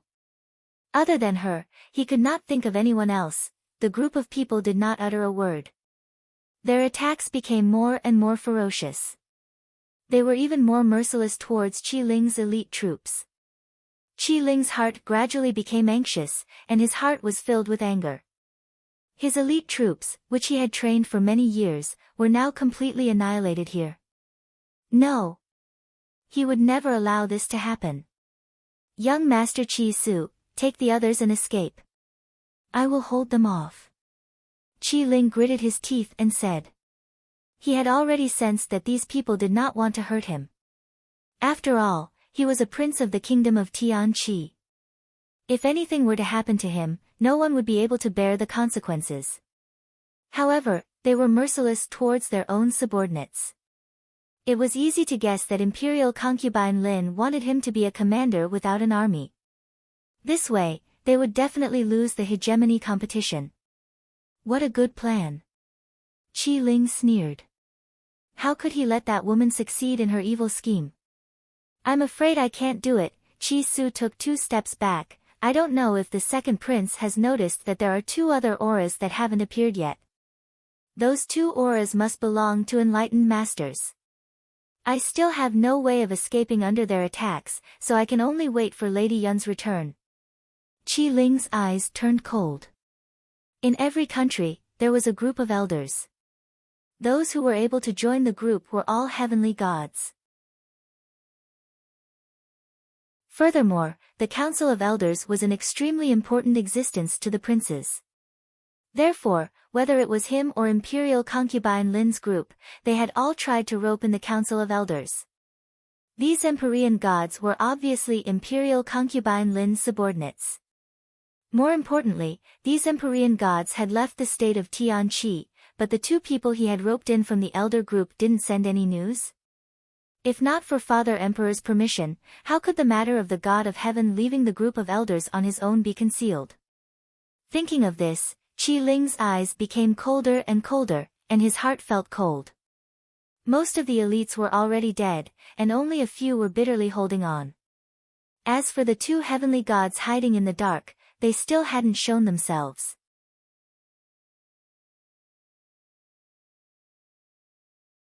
Chapter 1935. If Qi Su had not brought many healing elixirs with him, they would have long been annihilated. Mo Qianqing had been standing behind Qi Su all along. As he watched the group of murderous experts, his eyes shone with an obscure glint. Should he try his luck? Perhaps the seal would be undone. He suddenly made a decision. He walked around Qi Su and walked towards the group of black-clad experts. The black-clad experts naturally thought that Mo Qianqing was Qi Ling's subordinate and immediately attacked him. Mo Qianqing closed his eyes. A powerful pressure locked onto him.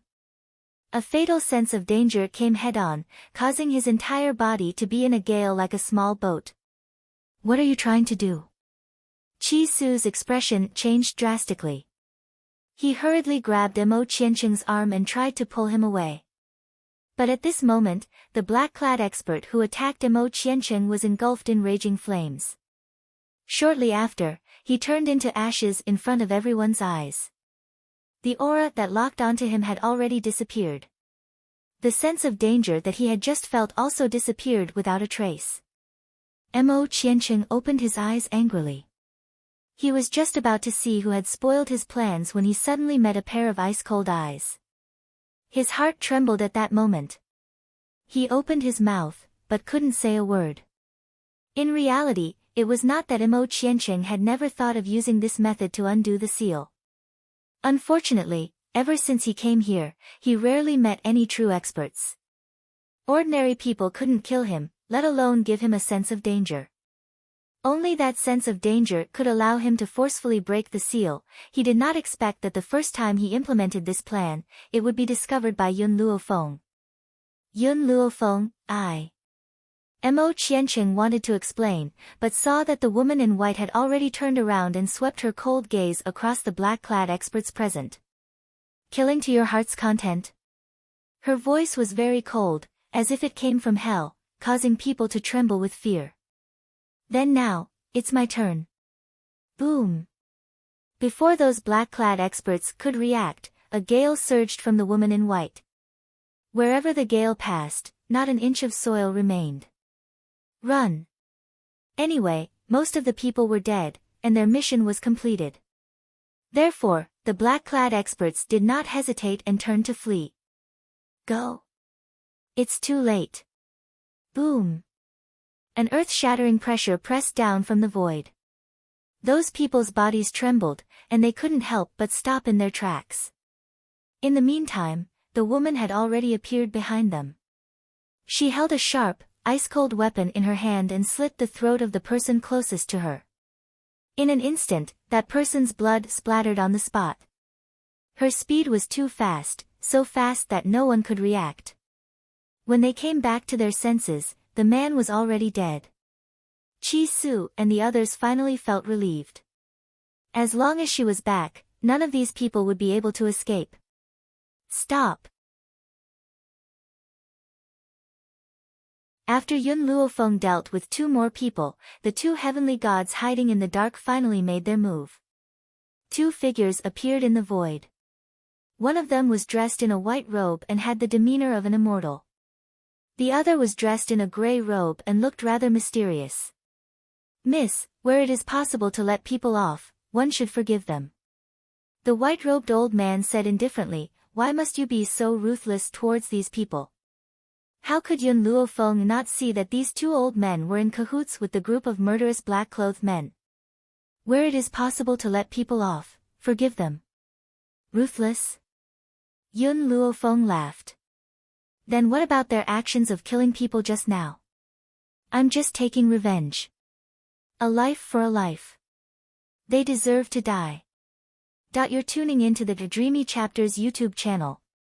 We're so grateful for your support, and don't forget to subscribe to join us on this incredible journey through captivating stories. Your generosity through donations truly makes a world of difference, as it's the primary source of revenue that allows me to expand and enhance this channel for you. Thank you from the bottom of my heart for being a part of this adventure.